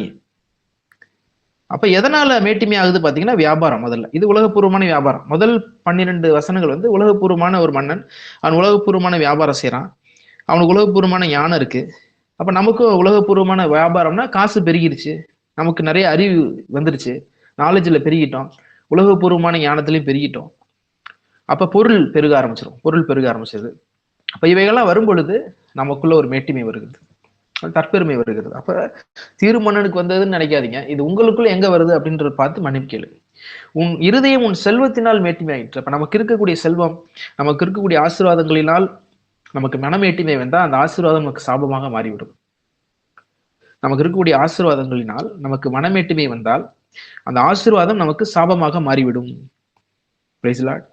அப்ப அதுக்காக நான் மன்னிப்பு கேட்கணும். ஆகையால் கர்த்தராய் ஆண்டவர் சொல்லுகிறது என்னவென்றால், நீ உன் இருதயத்தை தேவன் இருதயத்தை போல் ஆக்கினபடியால் அப்படின்னு சொல்லி ஒரு பெரிய லிஸ்ட் போடுறார். உன்னை நான் கீழே விழ தள்ளுவேன். அப்ப அதான் அகந்தைக்கு முன்னாடி, அது அகந்தை வந்தாலே உனக்கு விழுகை வந்துருச்சுன்னு அர்த்தம். அப்ப இந்த மேட்டிமையான கண்களை ஆண்டவர் தாழ்த்துவேன்னு ஆண்டவர் சொல்றார். எசேக்கியேல் 28 16ல இருந்து 18 வாசிச்சீங்கன்னா இந்த வசனம் வந்து சாத்தானை குறித்து, லூசிஃபரை பற்றி குறிக்கக்கூடிய அந்த வசனம். முதல் 12 வசனம் தீரு மன்னனை பத்தி சொல்லுது. ரெண்டாவது அடுத்த வசனங்கள் வந்து ஒரு இந்த மனமேட்டுமை யாருனால் வந்தது அப்படின்றத ஆண்டவர் மறைவா அங்க சொல்றார். உன் வியாபாரத்தின் மிகுதியால் உன் கொடுமை அதிகரித்து. இப்ப இங்க என்ன வியாபாரம்? அவன் உலகப்பூர்வமான வியாபாரம் செஞ்சான் அந்த தீர்மனை. இங்க என்ன வியாபாரம்னா ஆத்ம வியாபாரம், ஆன்ம வியாபாரம். கூட்டம் சேர்க்கிறது, எனக்கு தான் கூட்டம் சேர்க்கணும், அடுத்தவன் கூட்டம் போகக்கூடாதுன்னு நினைக்கிறது. இதே ஒரு பெருமை தான். அவனுக்கு 12 பேர் போறான், நமக்கு 2 பேர் தான் வரான் பிரேயருக்கு. அப்ப நீ கூட்டம் சேர்த்து என்ன பண்ண போற? கடவுளுக்கு தானே கூட்டம் சேர்க்க போற நீ. அப்ப உன் வியாபார மிகுதியினால் அந்த லூசிஃபர் என்ன பண்றான்னா, வானத்தின் அந்த 3ல் 1 பங்கு ஏஞ்சல்ஸ் வந்து வியாபாரம் பண்ணி எடுத்துக்கிறான். இப்ப இன்னைக்கு நம்மளையும் வியாபாரம் பண்றான். ஒரு பொம்பளையை காமிச்சு ஒருத்தனை தூக்கிடுவான். அப்போ ஒரு மனிதன் வந்து நல்லா பிரேயர்ல வரானா அவனை பணத்தை காமிச்சு தூக்கிடுவான், அவன் நிறைய பணம் தாரேன். அப்ப வியாபார மிகுதியினால். அப்ப அந்த மேட்டிமையான கண் இருக்கிறனால தான் அவன் தூக்குறான் நம்மளை, சரிங்களா? அதனால அந்த மேட்டிமையான கண்ணுக்காக நம்ம மன்னிப்பு கேட்கணும். சாத்தான் எப்படி நம்மளை தூக்குறான்னு பாருங்க. சாத்தான் நம்மளை தூக்குறதுக்கு முக்கியமான காரணம் மேட்டிமையான கண். அதனாலதான் இந்த பாவத்துக்கு நான் முதல்ல மன்னிப்பு கேட்கணும். அப்ப இந்த வியாபாரம் 2வது பகுதியில் இந்த எசேக்கியேல் 28ஆம் அதிகாரத்துல சொல்லப்படுகிற வியாபாரம் வந்து ஆத்தும வியாபாரம். அப்ப நாம ஆன்மாக்களை நமக்குன்னு கவரன்னு நினைச்சாலே நமக்குள்ள மனமேட்டிமை இருக்குன்னு அர்த்தம். உன் கொடுமை அதிகரித்து நீ பாவம் செய்தாய், ஆகையால் நான் உன்னை தேவனுடைய பர்வதத்திலிருந்து ஆகாதவன் என்று தள்ளி. எங்க இருக்கிறான் பாருங்க, தேவனுடைய பர்வதத்துல இருக்கிறான். அப்ப ஆவிக்குரிய மக்களாய் நமக்கு தான் சொல்லப்படுகிறது. காப்பாற்றுகிற கெருபாய் இருந்த உன்னை அக்கினிமயமான கற்கள் நடுவே இராதபடி அழித்து போடுவேன். அப்ப நம்ம ஆவிக்குரிய வாழ்க்கையில மிக உயர்ந்த இடத்துல ஆண்டவர் வச்சிருந்திருக்கலாம். ஆனா நமக்குன்னு கூட்டம் சேர்க்கணும் அப்படின்னு நம்ம நினைச்சாலும் நம்ம விழுந்து போயிட்டோம்னு அர்த்தம். நமக்குன்னு கூட்டம் தேவையில்லை. நாம் தேவனுக்கென்று கூட்டத்தை சேர்க்கணும், தேவனுக்கென்று மக்களை சேர்க்கணும். நான் சொல்றேன், நீங்கள் கிறிஸ்துவனுடையவர்கள், கிறிஸ்து தேவனுடையவர். சகல ஆன்மாக்களையும் தேவனிடத்தில் தான் சேர்க்க வேண்டும். அப்படிப்பட்ட எண்ணங்கள் உடையவர்களாய் நாம் மாற வேண்டும் என்று ஆண்டவர். ஆமென். Praise the Lord. மரியே வாழ்க. அப்ப 12 உன் அழகினால் உன் இருதயம் மேட்டிமை ஆயிட்டு. அப்ப அழகு, உலகபூர்வமான அழகு, ஆவிக்குரிய விதத்துல இதை எடுத்துக்கலாம். உன் மினுக்கினால் உன் ஞானத்தை நீ கெடுத்தாய், உன் அக்கிரமங்களின் ஏராளத்தினாலும் உன் வியாபாரத்தின் அனிதத்தினாலும் உன் பரிசுத்த ஸ்தலங்களை பரிசுத்த குலைச்சலாக்கினாய். அதனால ஒரு அக்கினியை நான் அனுப்புவேன், அது உன்னை சாம்பலாக்கும் என்று ஆண்டவர் சொல்லுகிறார். அப்ப இந்த மேட்டிமையான கண் இருந்தாலே ஆண்டவர் கடும் கோபம் வருது, நம்மளை குஷ்டரோகியா மாத்திராரு, இன்னும் நம்மளை சாம்பலா மாத்திடுறாரு. அப்ப ஆவிக்குரிய வாழ்க்கை அழிந்து போவதற்கான காரணம் என்னன்னா மனமேட்டிமை தான். மனமேட்டிமை. அதனால இது கவனமா இதற்காக நம்ம மன்னிப்பு கேட்கும்படி அழைக்கப்படுகிறோம். இப்போ உலகபூர்வமான அழகுனால நமக்கு மேட்டிமை வரும். நல்லா இருக்கேன், நல்லா ட்ரெஸ் போட்டிருக்கேன், அதுக்கு மன்னிப்பு கேட்கணும். ஏன்னா இங்க இருந்து மன்னிப்பு கேட்டாதான் மேலே போக முடியும் நம்ம. அப்போ ஒவ்வொரு ஸ்டேஜ்லயும் இந்த மனமேட்டிமை வருது. இப்போ மினுக்குன்னா நமக்குள்ள இருக்கக்கூடிய அந்த ஒரு சில டேலண்ட்ஸ் அப்படின்னு சொல்லலாம். டேலண்ட்ஸ், அந்த டேலண்ட்ஸ்னால நம்ம பெருமைப்படுறோம் அப்படின்னா நம்ம ஞானம் கெட்டு போயிடும். நான் சொல்றேன், நம்ம ஞானம் கெட்டு போயிடும், நம்ம தரையிலே தள்ளப்படுவோம். அப்போ ஒரு காரியத்தை நம்ம நல்லா செஞ்சுட்டோம்னா உடனே ஆண்டவருக்கு நன்றி சொல்லணும். ஆண்டவரே, இந்த காரியத்தை எனக்கு செய்த கிருபைக்காக நன்றி ஆண்டவரே. அது உலகபூர்வமான காரியம் வந்தாலும் சரி, ஆவிக்குரிய காரியம், ஆண்டவருக்கு நன்றி செலுத்தணும். அடுத்த பகுதி அதான் பண்ண போறோம். அந்த மேட்டிமையான கண்ணை எப்படி தாழ்த்துறது அப்படின்னா ஆண்டவரை துதிப்பதன் மூலியமாக, அவருக்கு நாம் நன்றி செலுத்துவதன் மூலியமாக, சின்ன சின்ன காரியங்களுக்கு ஆண்டவருக்கு நன்றி செலுத்து. ஆண்டவரே, இந்த உணவு கொடுத்ததுக்காக நன்றி. மேட்டிமை அங்க தாழ்த்தப்படும். ஏன்னா அந்த உணவு எப்படி வந்துச்சு? கடவுள் விளைய செய்தார், அதனாலதான் உணவு வந்துச்சு. ஆண்டவர் நன்றி. எல்லா ஆண்டவரே, நீர் என் கொடுத்த மனைவிக்காக, பிள்ளைகளுக்காக, நீர் கொடுத்த ஆசீர்வாதத்துக்காக, வேலைக்காக நன்றி ஆண்டவரே. மேட்டிமை தாழ்த்தப்படுகிறது. நீ நன்றி சொல்லும் போது மேட்டிமை தாழ்த்தப்படுகிறது. Price the Lord. மரியே வாழ்க. அப்ப இந்த பிராக்டிஸை நம்ம அதிகமா வைத்துக் கொள்ளணும். அப்ப உன் அக்கிரமங்களின் ஏராளத்தினால் வியாபாரத்தின் அனிதம், இதெல்லாம் ஏன் பெருகுதுன்னா கடவுளுக்கு நம்ம நன்றி செலுத்தலாம். ஆவிக்குரிய வாழ்க்கையில் நமக்குள்ள ஆன்மாக்கள் வருதுன்னா அதுக்கு நன்றி செலுத்தணும். நன்றி ஆண்டவரே, இந்த ஆன்மாக்கள் வழி நடத்தக்கூடிய கிருபை எங்களுக்கு தாங்க ஆண்டவரே அப்படின்னு ஆண்டவருக்கு நாம் நன்றி செலுத்த வேண்டும். அப்பொழுது மேட்டிமையான கண்கள் தாழ்த்தப்படும். அடுத்து மேட்டிமையான கண்களை ஆண்டவர் தாழ்த்துற எசேக்கியா 14 அதிகாரத்துல ஆண்டவர் சொல்ற அந்த விடிவெளி, இங்கேயே அந்த சாத்தானை பற்றி தான் சொல்றான். சொல்றான் நான் சொல்றான், நான் வானத்துக்கு ஏறுவேன். இதை பற்றி நம்ம முன்னாடியே பார்த்துக்கிறோம். 5 தடவை நான் சொல்றான். அந்த அப்படிங்கிறது இருக்குது அப்படின்னா எல்லார்ட்டும் இருக்குது. அப்ப மேட்டிமையான கண்கள் எல்லார்ட்டும் இருக்குன்னு அர்த்தம். அப்ப இதுக்கு தொடர்ந்து நான் மன்னிப்பு கேட்க வேண்டும் என்று அர்த்தம். அப்ப தேவன் நட்சத்திரங்களுக்கு மேல ஏறுவேன், வடபுறங்கள் ஆராதனை கூட்டத்தின் பருவத்தில் விட்டிருப்பேன். அதான் சொல்ல, எல்லாரும் என்ன புகழணும் அப்படின்னு நீங்க நினைச்சீங்கனாலே உங்களுக்குள்ள மேட்டிமையான கண் இருக்குன்றது. உங்களுக்குள்ள இந்த சாத்தான் விதைத்த மேட்டிமையான கண் உங்களுக்குள்ள இருக்கிறது. அப்ப நான் மேகத்துல ஏறுவேன், உன்னதமானவருக்கு ஒப்பாவேன் அப்படின்னு அவன் சொல்றான். அப்போ உன் இருதயத்தில் நீ சொன்னாயேன்றார் ஆண்டவர். இருதயத்துல வந்துட்டாலே இப்ப நம்ம வெளியே காமிக்க மாட்டோம். மோஸ்ட்லி இப்ப நம்ம ஆவிக்குரிய பிள்ளைங்க வெளியே காமிக்க மாட்டோம் மனமேட்டிமையை. ஆனா இருதயத்துல வந்துகிட்டே இருக்கும் பாருங்க. இந்த இருதயத்தில் வரக்கூடிய மனமேட்டிமைக்கு நம்ம மன்னிப்பு கேட்கும். இல்லை என்றால் நம்ம அகாதமான பாதாளத்திலே தள்ளுண்டு போவோம். ஏன்னா சாத்தான் அந்த மேட்டிமையான கண்ணினால் தான் தள்ளப்பட்டான். அதனால இதுக்கு நல்லா மன்னிப்பு கேட்போம்.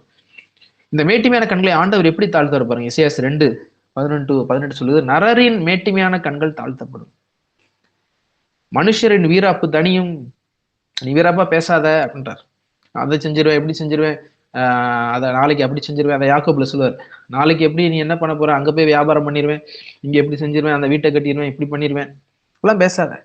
மனுஷருடைய வீராப்பு தனியும், தேவனுக்கு சித்தமானால் இவைகளை செய்வோம் அப்படின்னு சொல்லுங்க அப்படின்னு யாக்கோபுல சொல்றாரு. அப்ப தேவனுக்கு சித்தமான நம்ம தொடர்ந்து போவோம்.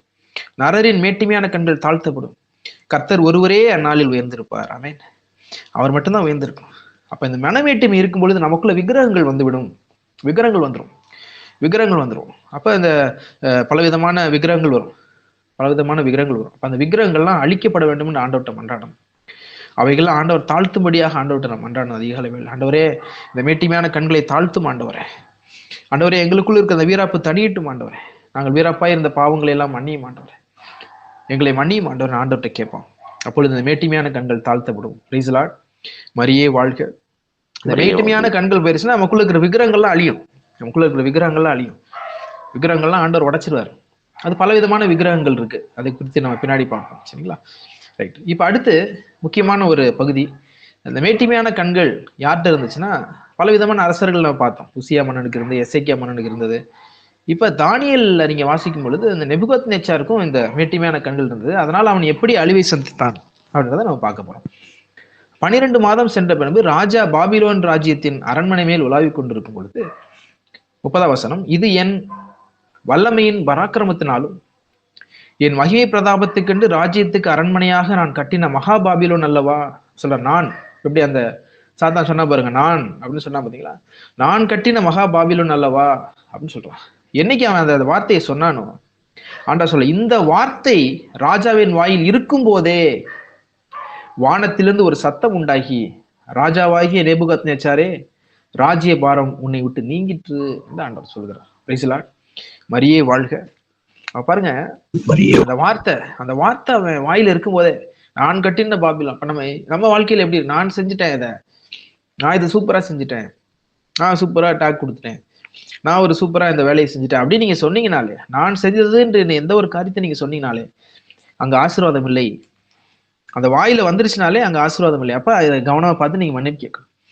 நான் செய்தது, அப்ப அதை சொல்றேன், செய்த காரியத்துக்கு நீங்க ஆண்டவருக்கு நன்றி செலுத்திட்டீங்கன்னா அந்த மேட்டுமை தாழ்த்தப்படும் என்று ஆண்டவர் சொல்கிறார். அப்ப ராஜ்யபாரம் அவனை விட்டு நீங்கிட்டு. அவன் சொல்ல பாரு, அடுத்து பாருங்களேன், மனுஷரின் என்று தள்ளப்படுவாய், வெளியின் மிருகங்களோட சஞ்சரிப்பாய், மாடுகளைப் போல புல்லை மேய்வாய். ஆண்டவர் கொடுக்குற தண்டனையை பாருங்க. இப்படியே உன்னதமானவர் மனுஷருடைய ராஜ்யத்தில் ஆளுகை செய்து தமக்கு சித்தமா இருக்கிறவனுக்கு அதை கொடுக்கிறார் என்பதை நீ அறிந்து கொள்ள மட்டும் 7 காலங்கள் உன்மேல் கடந்து போகும் என்று உனக்கு சொல்லப்படுகிறது என்று விரும்புகிறேன். பாருங்க, அப்ப அவன் தள்ளப்படுகிறான். நீ மேட்டிமையான கண்கள் இருந்தா கீழே தள்ளப்படுவ. இதுக்காக நம்ம கவனம் மன்னிப்பு கேட்க வேண்டியிருக்கு. பாருங்க, அந்த வாயில அந்த வார்த்தை வந்த உடனே அவன் விழுகிறான். நான் கட்டின பாபிலோன், நான் செஞ்சது இது. அதனால ஆரம்பத்துல நம்ம மன்னிப்பு கேட்டோம் பாருங்க, கைகளை முத்தமிட்ட பாவத்தை மன்னிக்க மாட்டோம். ஒரு சின்ன காரியம் செஞ்சாலும் அதுக்காக ஆண்டவருக்கு நம்ம நன்றி செலுத்தணும். அவன் அந்த காரியத்துக்கு கடவுளை மகிமைப்படுத்தாம நான் செய்ததுன்னு சொன்னதாலதான் விழுந்து போனான். அப்ப அவன்கிட்ட இருந்து ஆசீர்வாதம் போயிருச்சு. அப்ப மிருகங்களோட அவன் சஞ்சரிக்க ஆரம்பிச்சிட்டான். அப்ப நம்மளுக்கும் அந்த ஆசீர்வாதம் போயிடும். மாடுகளை போல புல்லை மேய ஆரம்பிச்சிட்டான். அப்ப இது நீங்கணும்னா அவன் அடுத்த அந்த அதிகாரத்திலே இதுக்கான சொல்யூஷன் இருக்கு. ஆண்டவர் சொல்யூஷன் கொடுக்குறாரு. என்ன பண்ணலாம், என்ன பண்ணா இந்த மேட்டிமையான கண்களில் அவன் தாழ்த்தலாம் அப்படின்ற சொல்யூஷன் அதுலயே இருக்கு. அடுத்த ஸ்லைட்ல பாருங்க, தானியேல் 4 அதிகாரம் 30வது வசனம். ஓகே, தொடர்ந்து வாசிச்சீங்க அப்படின்னா அந்த தொடர்ந்து அந்த மேட்டிமையான கண்களை பற்றி எழுதப்பட்டிருக்கு. 36வது வசனம், 37வது வசனம். அதுக்கு அடுத்த ஸ்லைட்ல இருக்கு. அவ்வேளையில் என் புத்தி எனக்கு திரும்பி வந்தது, என் ராஜ்ய பாரத்தின் மேன்மைக்காக என் மகிமையும் என் முகக்கலையும் எனக்கு திரும்பி வந்தது. என் மந்திரிமாரும் என் பிரபுக்களும் என்னை தேடி வந்தார்கள். என் ராஜ்யத்தில் நான் சிறப்படுத்தப்பட்டேன், அதிக மகத்துவம் எனக்கு கிடைத்தது. ஆகையால் நேபுகாத்நேச்சராகிய நான் பரலோகத்தின் ராஜாவை புகழ்ந்து உயர்த்தி மகிமைப்படுத்துகிறேன். அவருடைய கிரிகள் எல்லாம் சத்தியம், அவருடைய வழிகள் நியாயம் உள்ளவைகள் அப்படின்னு அவர் என்ன பண்றாரு அப்படின்னா, கடவுளை துதிக்க ஆரம்பிச்சிடறாரு. அவருக்கு எப்போ விடுதலை கிடைக்குதுன்னா ஆண்டவரை துதிக்கும் பொழுது. ஆண்டவருக்கு அந்த மகிமையை செலுத்த மட்டும்தான் அவர் அப்படி இருக்கிறார். அப்ப நாமளும் ஆண்டவருக்குரிய மகிமையை ஆண்டவர் செலுத்திட்டோம்னா நமக்கு ஆண்டவர் விடுதலையை தருவார். அவனுடைய புத்தி திரும்பி வந்ததுன்னு சொல்லப்பட்டிருக்கு. அப்ப நம்முடைய மனமேட்டுமையினாலதான் இன்னைக்கு புத்தி பசங்கி போயிருக்கிறோம் அப்படின்னா அந்த மனமேட்டுமை தான். ஆண்டவர்கிட்ட மன்னிப்பு கேட்கணும். அப்ப என் புத்தி எனக்கு திரும்பி வந்தது, என் ராஜ்ய பாரத்தின் மேன்மை, என் மகிமை, என் முகக்கலை. இப்ப முகக்கலை அவனுக்கு திருப்பி வருது. அவன் முகக்கலையே மாறிடுச்சு, மிருகத்தை போல மாறிட்டான் அவன். பாருங்க, 7 ஆண்டுகள் வெளியே இருக்கிற, 7 காலங்கள் வெளியே இருக்கிறான்னா முகம்லாம் மாறி, அவனுடைய முகத்தெல்லாம் முடி வளர்ந்து ஒரு மிருகத்தை போல அவன் மாறி விட்டான். அப்ப அவன் திருப்பி கடவுளை துதிக்க ஆரம்பிச்சோடனே, ஆண்டவரை துதிக்க ஆரம்பித்த உடனே அந்த மேட்டிமையான கண்கள் தாழ்த்தப்படுகிறது. அவன் இழந்த ஆசீர்வாதங்கள் எல்லாம் பெற்றுக்கொள்கிறான். அதனாலதான் இந்த நிறைய பிரேயர்ல கூட ஃபாதர் சொல்லுவாங்க, உன் ஆசீர்வாதத்தை நீ ப்ரிசர்வ் பண்ணணும். இப்ப நீ ஊறுகாயை ப்ரிசர்வ் பண்ணணும் அப்படின்னு என்ன பண்ண, நிறைய உப்பு போடுவோம், உப்பு போட்டு ப்ரிசர்வ் பண்ணணும். அது போல நமக்கு கொடுக்கப்பட்ட ஆசீர்வாதங்களை நாம் காத்துக்கொள்வது எப்படின்னா ஆண்டவருக்கு நன்றி செலுத்துவது மூலியமா தான். அது ஒரு ப்ரிசர்வேட்டிவ் மாதிரி. ஆண்டவருக்கு நன்றி செலுத்துவது ஒரு ப்ரிசர்வேட்டிவ். அப்படின்னா என்னன்னா, அந்த உப்பு மாதிரி, உப்பு போட்டு வச்சா கெடாது. அப்ப கெட்டு போகாம, ஆசீர்வாதங்கள் கெட்டு போகாம இருக்கணும்னா கடவுளுக்கு அந்த ஆசீர்வாதத்துக்காக நீ நன்றி சொல்லணும். அப்பதான் அந்த ஆசீர்வாதம் கெட்டு போகாது.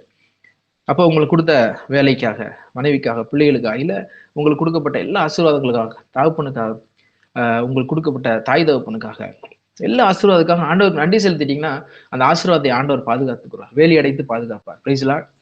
மரியே வாழ்க. அப்போ உங்களுக்கு நீங்க இழந்து போன முகக்கலை, நீங்க இந்த மேட்டிமையினால் முகக்கலை இழந்து போயிருப்பீங்க, ஆண்டவருடைய பிரசன்னத்தை உணர முடியாம இருப்பீங்க. அந்த முகக்கலையை ஆண்டவர் திருப்பி உங்களுக்கு கொடுப்பாரு. Price the Lord. அவங்க புத்தி திரும்பி வந்துரும்னு ஆண்டவர் சொல்றாரு. எப்பன்னா அந்த மேட்டிமையை விடுத்து ஆண்டவருக்கு நீங்க நன்றி செலுத்தும், ஆண்டவருக்கு மகிமைப்படுத்தும் போது. அப்ப நேபுகாத்நேச்சர் சொல்ல, நான் பரலோகத்தின் ராஜாவை புகழ்ந்து உயர்த்தி மகிமைப்படுத்துகிறேன்.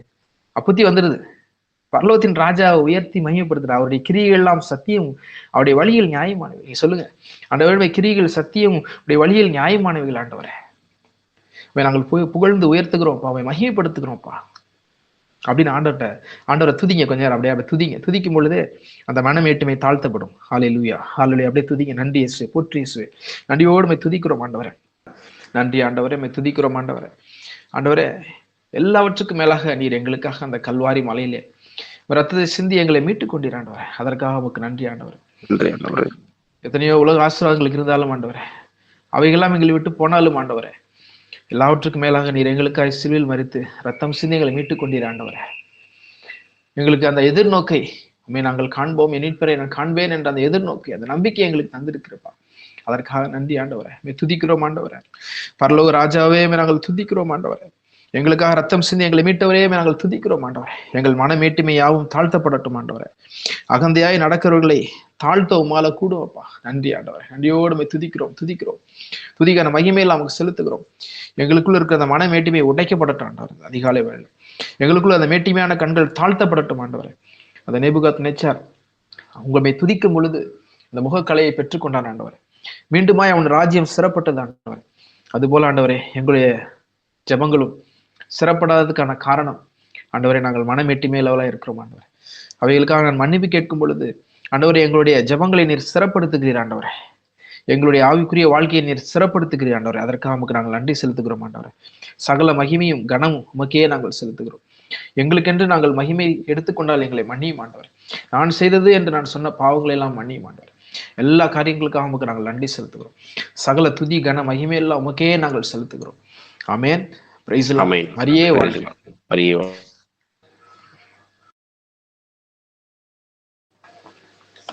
அடுத்து இந்த மேட்டிமையான கண்களை எப்படி சீதோனியர் பேரிலும் மிகவும் கோபமாய் இருந்தான். தங்கள் தேசம் ராஜாவின் தேசத்தினால் போஷிக்கப்பட்டபடியினால் அவர்கள் ஒருமனப்பட்டு அவனிடத்தில் வந்து ராஜாவின் வீட்டு விசாரணக்காரனாகிய பிளாஸ்துவை தங்கள் வசமாக்கி சமாதானம் கேட்டுக்கொண்டார்கள். குறித்த நாளிலே ஏரோது ராஜவஸ்திரம் தரித்துக் கொண்டு சிங்காசனத்தின் மேல் உட்கார்ந்து அவர்களுக்கு பிரசங்கம் பண்ணினான்.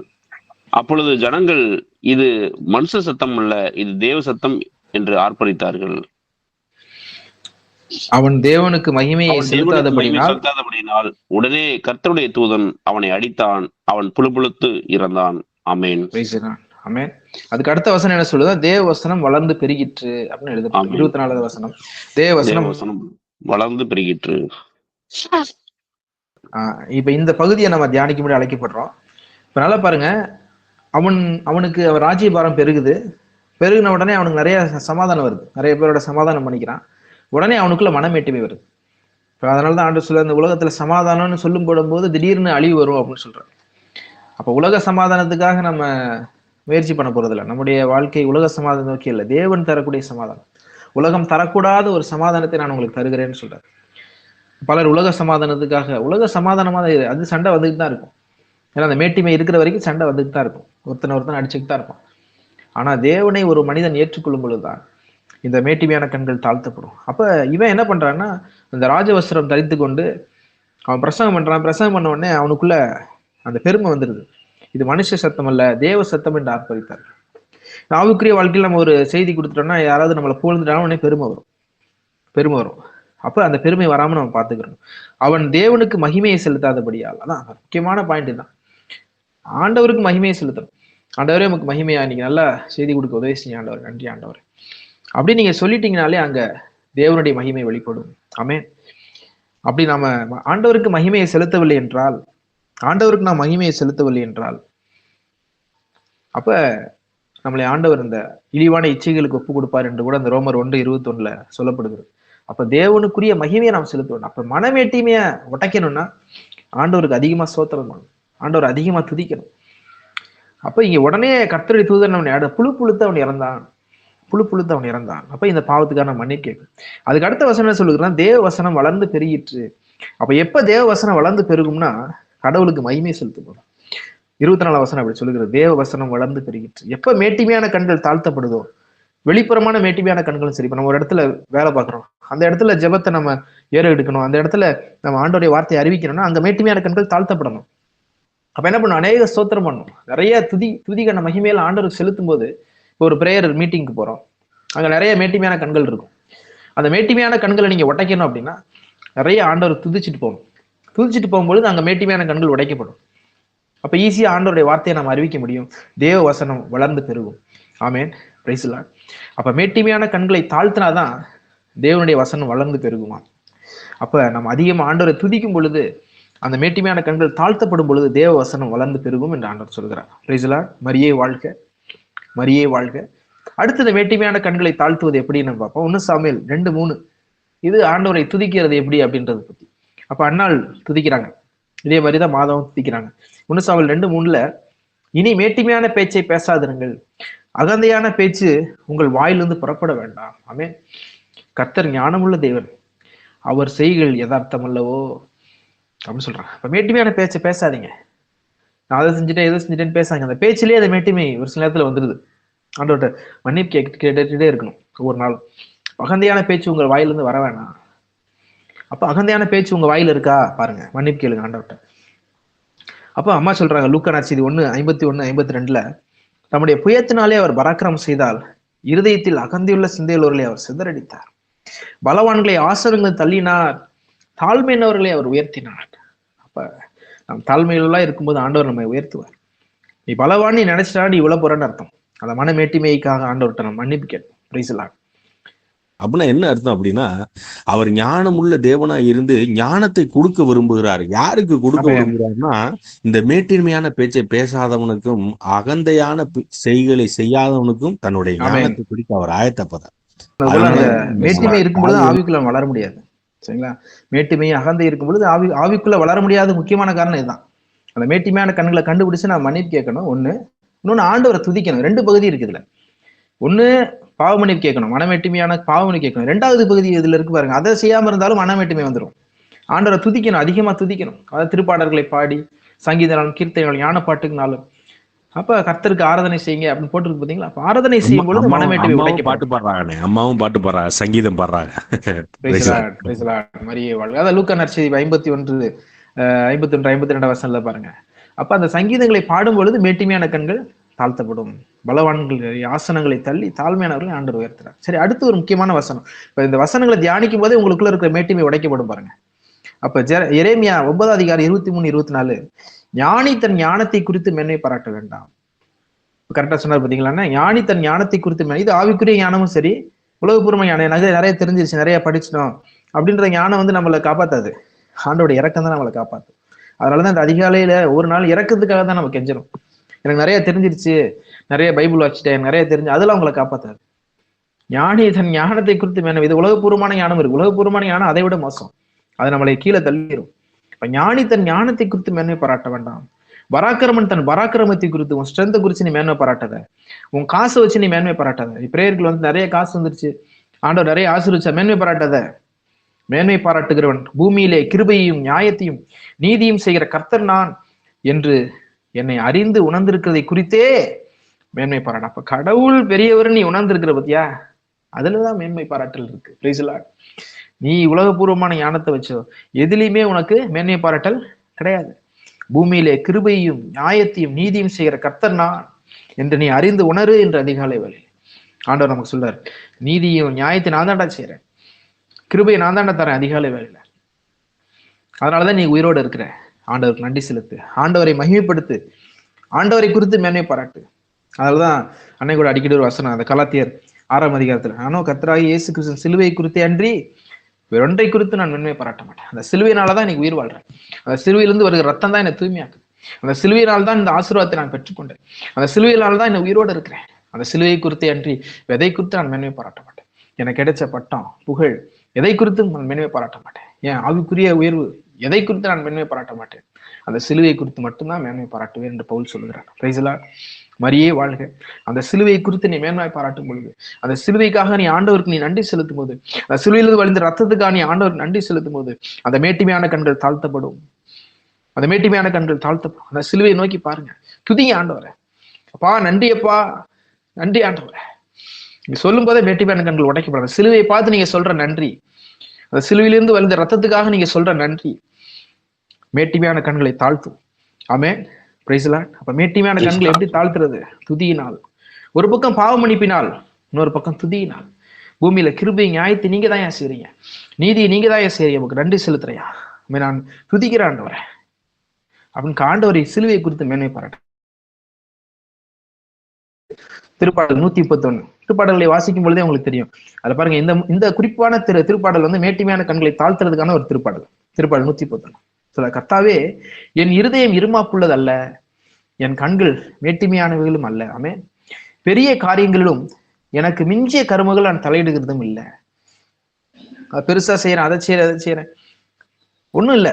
அந்த சீக்ரெட் இந்த சீக்ரெட் இதுலயே ஒரு மேட்டிமை வந்துடும். எனக்கு அந்த சீக்ரெட் தெரிஞ்சிருச்சு. ஒன்றும் சீக்ரெட் எல்லாம் கிடையாது, எல்லாமே வெளிப்படையா தான் ஆண்டவர் வச்சிருக்கிறார். யாரெல்லாம் உண்மையா தேடுறாங்க உங்களுக்கு சொல்லிட்டு வந்துட்டே தான் இருக்காரு. ஆமே. அப்ப என் இருதயம் இருமாப்புள்ளது ஆண்டவரே, என் இருமாப்புலாம் அடையல. என் கண்கள் மேட்டிமை, கண்கள் பாருங்க, கண்கள் அந்த மேட்டிமை இல்லப்பா. பெரிய காரியங்கள் எனக்கு மிஞ்சின கர்மம் நான் தலையிட மாட்டாண்டவரே. எனக்கு எனக்கு எல்லைகள், தேவன் உங்களுக்குன்னு ஒரு எல்லைகள் வச்சிருக்கிறார் ஆண்டவர். நான் பெரிய காரியங்களை நான் தலையிட மாட்டாண்டவரே. ஒரு தாய் என் பால் மறந்த குழந்தையை போல நான் என் ஆத்மாவை அடக்கி அமர பண்ணி. இங்கதான் இந்த ஜெபத்துல நீங்க செய்ய வேண்டிய முக்கியமான காரணம் என்னன்னா, உங்க ஆத்மாவை அடக்கி அமரப்படணும். ஆண்டவரே நான் ஒண்ணும் இல்லை, எனக்கு ஒண்ணும் தெரியாது ஆண்டவரே. பைபிள் வாசிச்சிருக்கலாம், நிறைய தெரிஞ்சிருக்கலாம். பட் ஆனா கடவுளுக்குள்ள வரும் பொழுது நீங்க ஜெபம்னு வந்துட்டீங்கன்னா, அப்பா தகப்பனே எனக்கு ஒண்ணும் தெரியாதியா, நீங்க தான் எனக்கு சொல்லிக் கொடுக்கணும், நீங்க தான் எனக்கு எங்களோட பேசணும், எங்களுக்கு உதவி செய்யுங்கயா அப்படி நீங்க உங்களை தாழ்த்தும் பொழுது, உங்கள் ஆன்மாவை நீங்கள் அடக்கி அமரப்படும் பொழுது ஆண்டவர் உங்களை தேற்றுவார். என் ஆத்துமா பால் மறந்த குழந்தையை போல இருக்கிறது. ஆமே. இது முதல் என்றென்றைக்கும் இஸ்ரவேல் கர்த்தரை நம்பி இருப்பதாக. உங்க நம்பிக்கையெல்லாம் ஆண்டவர் மேலதான் இருக்கணும். எந்த ஊழியக்காரன் மேலையும் இருக்கக்கூடாது, எந்த மனிதன் மேலையும் இருக்கக்கூடாது. கட்டாயம் சாத்தானை நம்ம நம்ப மாட்டோம். சாத்தான் நம்பினால்தான் ஏவாள் பாவத்துல விழுந்தாங்க. சாத்தானுடைய வார்த்தைகள், ஒரு சில சாத்தானுடைய வார்த்தைகளை நம்புவாங்க. நீ விழுந்து போயிருவ, நீ ஒண்ணுமில்லாம போயிருவ. சாத்தா வந்து நெகட்டிவா பேசுவான் அவங்ககிட்ட. அப்ப அந்த வார்த்தைகள் நம்பாதீங்க, அந்த வார்த்தைகள் நம்பாதீங்க. தேவன் உங்களுக்கு தருகிற வார்த்தைகள் நம்புங்க. ஆண்டவர் உங்களை தூக்கி எடுப்பார். இந்த மனமேட்டுமையை விட்டுருங்க. இந்த மனமேட்டுமையில வந்தா பாவஞ்சாலும் கடவுள்கிட்ட திரும்பி வர மாட்டான். பாவஞ்சிட்டான்னா அப்படியே பின்னாடி பின்வாங்கி போறது முக்கியமான காரணம் மனமேட்டுமை. அப்ப ஆண்டவர்கிட்ட ஒடியாந்துடணும். ஆண்டவரே நான் பாவிதான். தாவீது அப்படிதான் பண்ணாரு. மனமேட்டுமையா அவர் உட்கார்ந்துருந்தாருன்னா அவருக்கு மன்னிப்பு கிடைச்சிருக்காது. பேதுரு அப்படிதான் பண்ணாரு. மனமேட்டுமையா அவர் உட்காரல. அவர் திரும்பி ஆண்டவர் வந்தார். ஆண்டவரே என்ன மன்னிச்சிருங்க ஆண்டவரே. ஆண்டவர்கிட்ட அழுது மன்னிப்பு கேட்டார். அவர் சாகும் வரை அவர் மன்னிப்பு கேட்டாருன்னு பைபிள்ல போட்டு. அப்ப அவர் சாகும் வரை அவருடைய கண்கள்லாம், இப்ப ஒரு சில குறிப்புகள், அவர் கண்கள்லாம் கண்ணீர் சிந்த அந்த வடுவே இருந்தது என்று சொல்லப்படுகிறது. அப்ப அந்த மறுதளித்த பாவத்திற்கு. அப்ப யூதாஸ் அதை செய்யல. யூதாஸ் மனமேட்டுமை உள்ளவனா இருந்தான், அதனாலதான் விழுந்து போயிட்டான். அவன் ஆண்டவர்கிட்ட திரும்பி வர முடியல. நல்லா கவனிக்கணும். மனமேட்டுமை வந்து உங்களை கடவுள்கிட்ட இருந்து பிரிச்சிடும். இதுதான் அடிப்படையான பாவமே. அப்ப இது முதல் இஸ்ரவேல் கர்த்தரை நம்பி இருப்பதா. நீ ஆண்டவரை நம்பிரு. எந்த சூழ்நிலையும் சரி, எப்படிப்பட்ட தாழ்வான சூழ்நிலையும் சரி, ஆண்டவரை நம்பிரு. ஆண்டவரை தூக்கி விடுவார். ஆமென். Praise the Lord. அடுத்த வசனம் திருப்பாடல் 138:6. கர்த்தர் உயர்ந்தவராய் இருந்தும் தாழ்மை உள்ளவனை நோக்கி பார்க்கிறார். மேட்டிமையிலவனோ அவர் தூரத்திலிருந்து அறிகிறார். அவர் உயர்ந்தவரா இருக்கிறாரு. அவர் எங்க மேலதான் இருக்கிறாரு. இருந்தாலும் அவர் யாரை பாக்குறாரா? தன்னை தாழ்த்துறவனை தான் பாக்குறாரா. Price the Lord. நீ உன்னை தாழ்த்து. இன்னைக்கு அதிகாலையில உன்னை தாழ்த்து.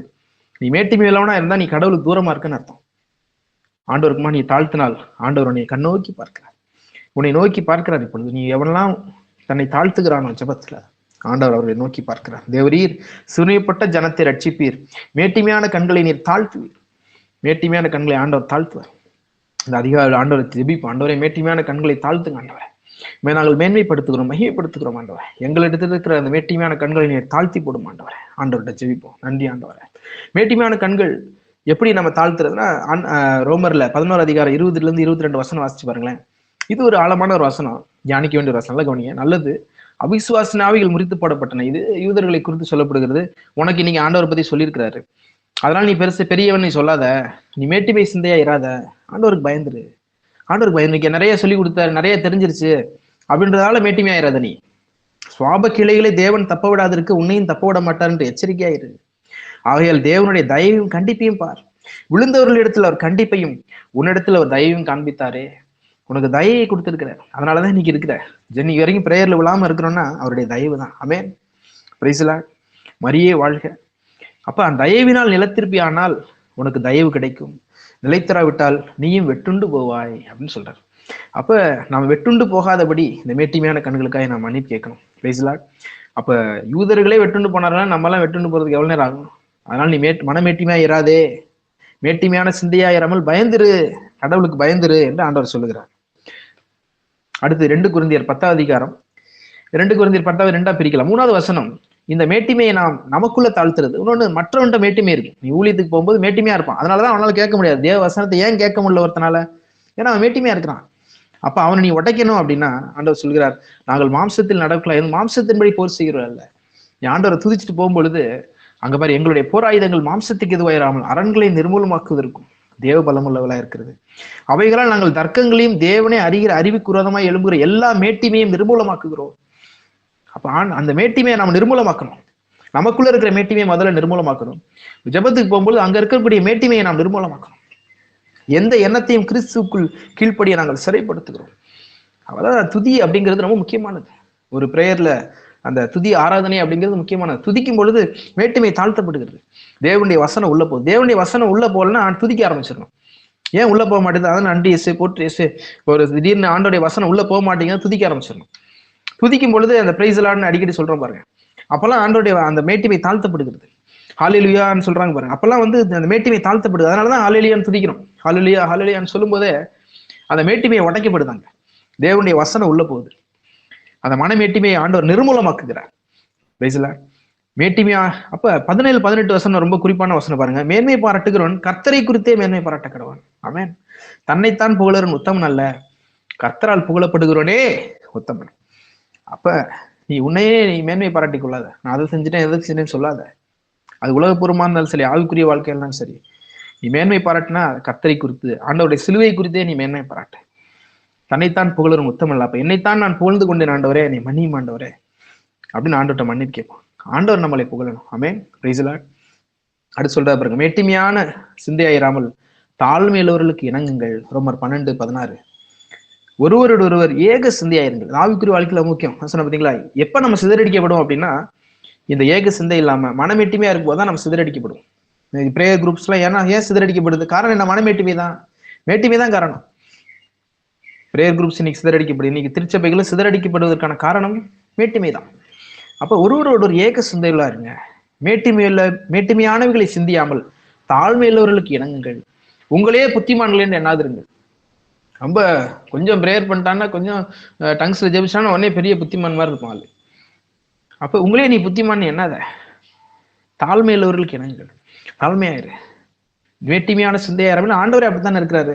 நான் தாழ்மை மனத்தாழ்மையும் சாந்தம் மனத்தாழ்மையுமா இருக்கிறேன்னு ஆண்டவர் சொல்றாரு. என்னிடத்தில் கற்றுக்கொள்ளுங்கள்னு ஆண்டவர் சொல்லுகிறார். தாழ்மையும் மனத்தாழ்மையும் இருக்கும் பொழுதுதான் ஆவிக்குரிய வாழ்க்கையில் நான் உயர முடியும். பிரைஸ்ல. கலாத்தியர்ல பாருங்க, இன்னும் ஒரு ஆழமா சொல்றாரு. கலாத்தியர் 6:3 ஒருவன் தான் ஒன்றுமில்லாதிருந்தும், ஒண்ணும் இல்லை, நீ தன்னை ஒரு பொருட்டு என்று எண்ணினால் தன்னைத்தானே வஞ்சிக்கிறவனா இருக்கிறான். ஒண்ணும் இல்ல, நீ போன நீ வெளியே போனா நீ விழுந்து போயிருவ. அப்படிப்பட்ட ஆள் தான் நீ அசுத்தமானவன். நீ ஒண்ணும் இல்லாம இருந்தாலும் நீ உன்னை பொருட்டு நினைக்கிற பத்தியா, நீ உன்னையே வஞ்சிச்சுக்கிறன்னு ஆண்டவர் சொல்றார். அவனவன் தன் சுய கிரியைகளை சோதித்து பார்த்த கடவுள் ஆண்டவர் சொல்லுகிறார். உன் சுய கிரியை சோதித்து பார், மனமேட்டிமை எல்லவனா இருக்கிறாயா என்று பார். ஆண்டவரத்துல மன்னிப்பு கேளு. Price the Lord. அடுத்து சொல்றாரு, மனத்தாழ்மையை அணிந்து கொள்ளுங்கள். இது ஆழமான ஒரு வசனம். 1 பேதுரு 5:5. அந்தபடியே இளைஞரே மூப்பருக்கு கீழ்ப்படியுங்கள். நீங்க எல்லோரும் ஒருவருக்கொருவர் கீழ்ப்படிந்து மனத்தாழ்மையை அழிந்து கொள்ளுங்கள். இதான் ஆவிக்குரிய வாழ்க்கையில நாம் ஒன்றா இருப்பதற்கான முக்கியமான ஒரு வசனம். அப்போ ஒருவருக்கொருவர் கீழ்ப்படிவோம். ஒருவருக்குற அதை சொன்ன இல்லையா, நம்ம அடுத்தவர்கள் நம்ம குறை சொல்லும் போது ஏற்றுக்கொள்வோம். இதுல என்ன இருக்கு? ஒரு சிலர் கூட சொல்லுவாங்க, இப்ப பிரேயர்கள் இருக்குன்னா தலையில சாணி வச்ச மாதிரி இருக்கணும். என்ன சொல்லணும், சரி சொல்லிட்டு போறேன், நான் தப்பானவன் தானே, மாறிக்கிறேன். இதுல என்ன இருக்கு? அப்ப அப்படி இருந்தா தான் நம்ம ஆவிக்குரிய வாழ்க்கையில உயர முடியும். அவன் அப்படி சொல்லிட்டான், இவன் இப்படி சொல்லிட்டான், அவன் என்ன குறைவா எடை போட்டான், அவன் மதிக்க மாட்டேங்கிறான், இப்படினாலே உனக்குள்ள அந்த மனமேட்டிமை இருக்கு. அப்ப இதை ரிமூவ் பண்ணணும்னா என்ன பண்ணும்? மனத்தாழ்மையை அணிந்து கொள்ளுங்க. இது எல்லாத்துக்குமே நமக்கு ஒரு மாடல் யாருன்னா அம்மா தான். அம்மா, ஆண்டவர்.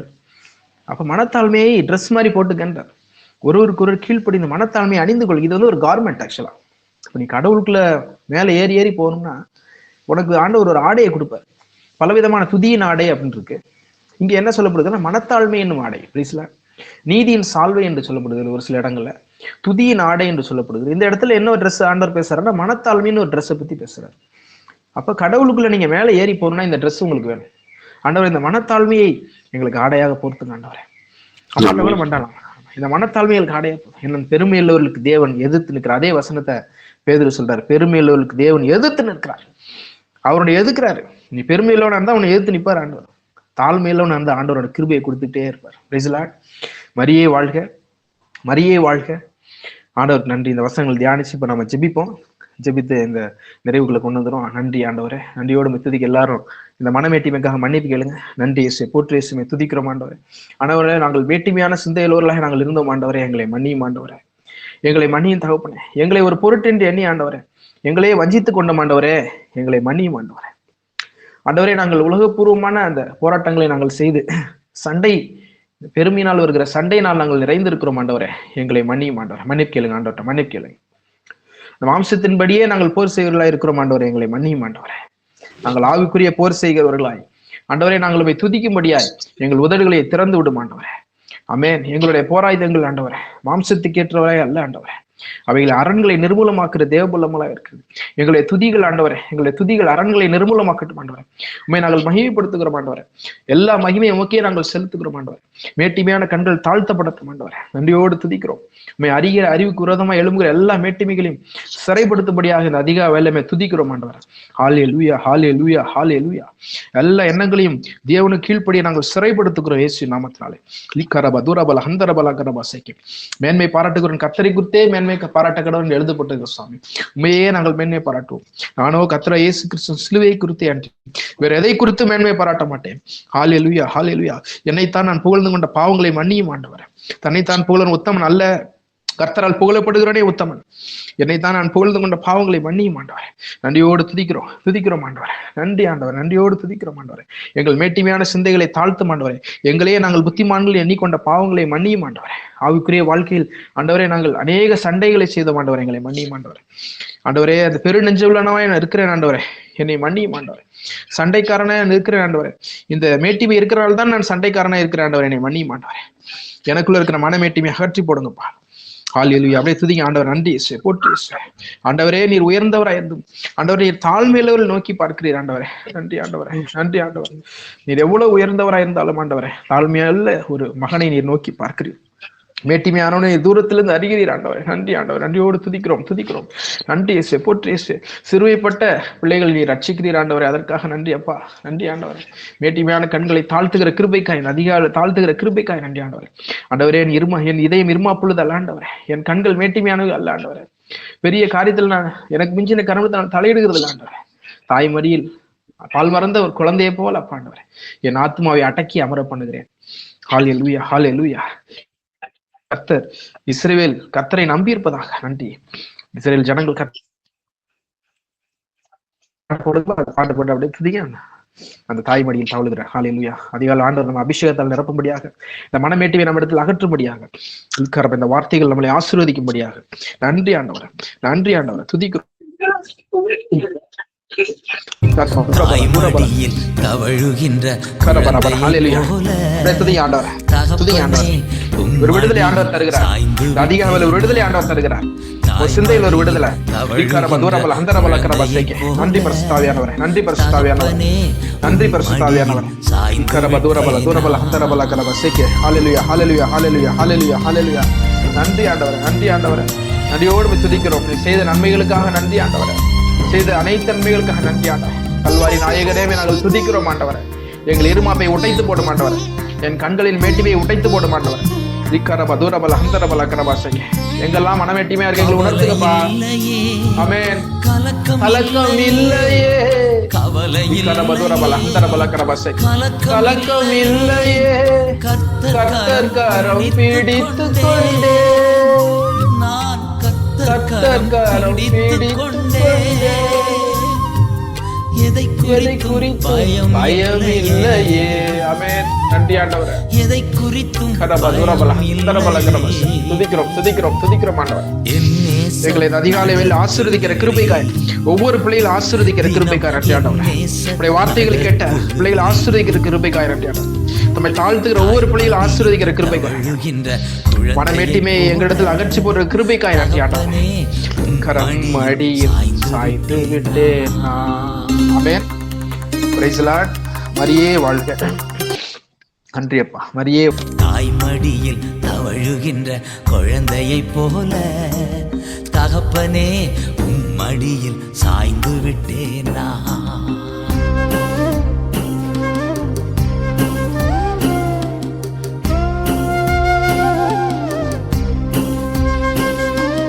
துணையாளரே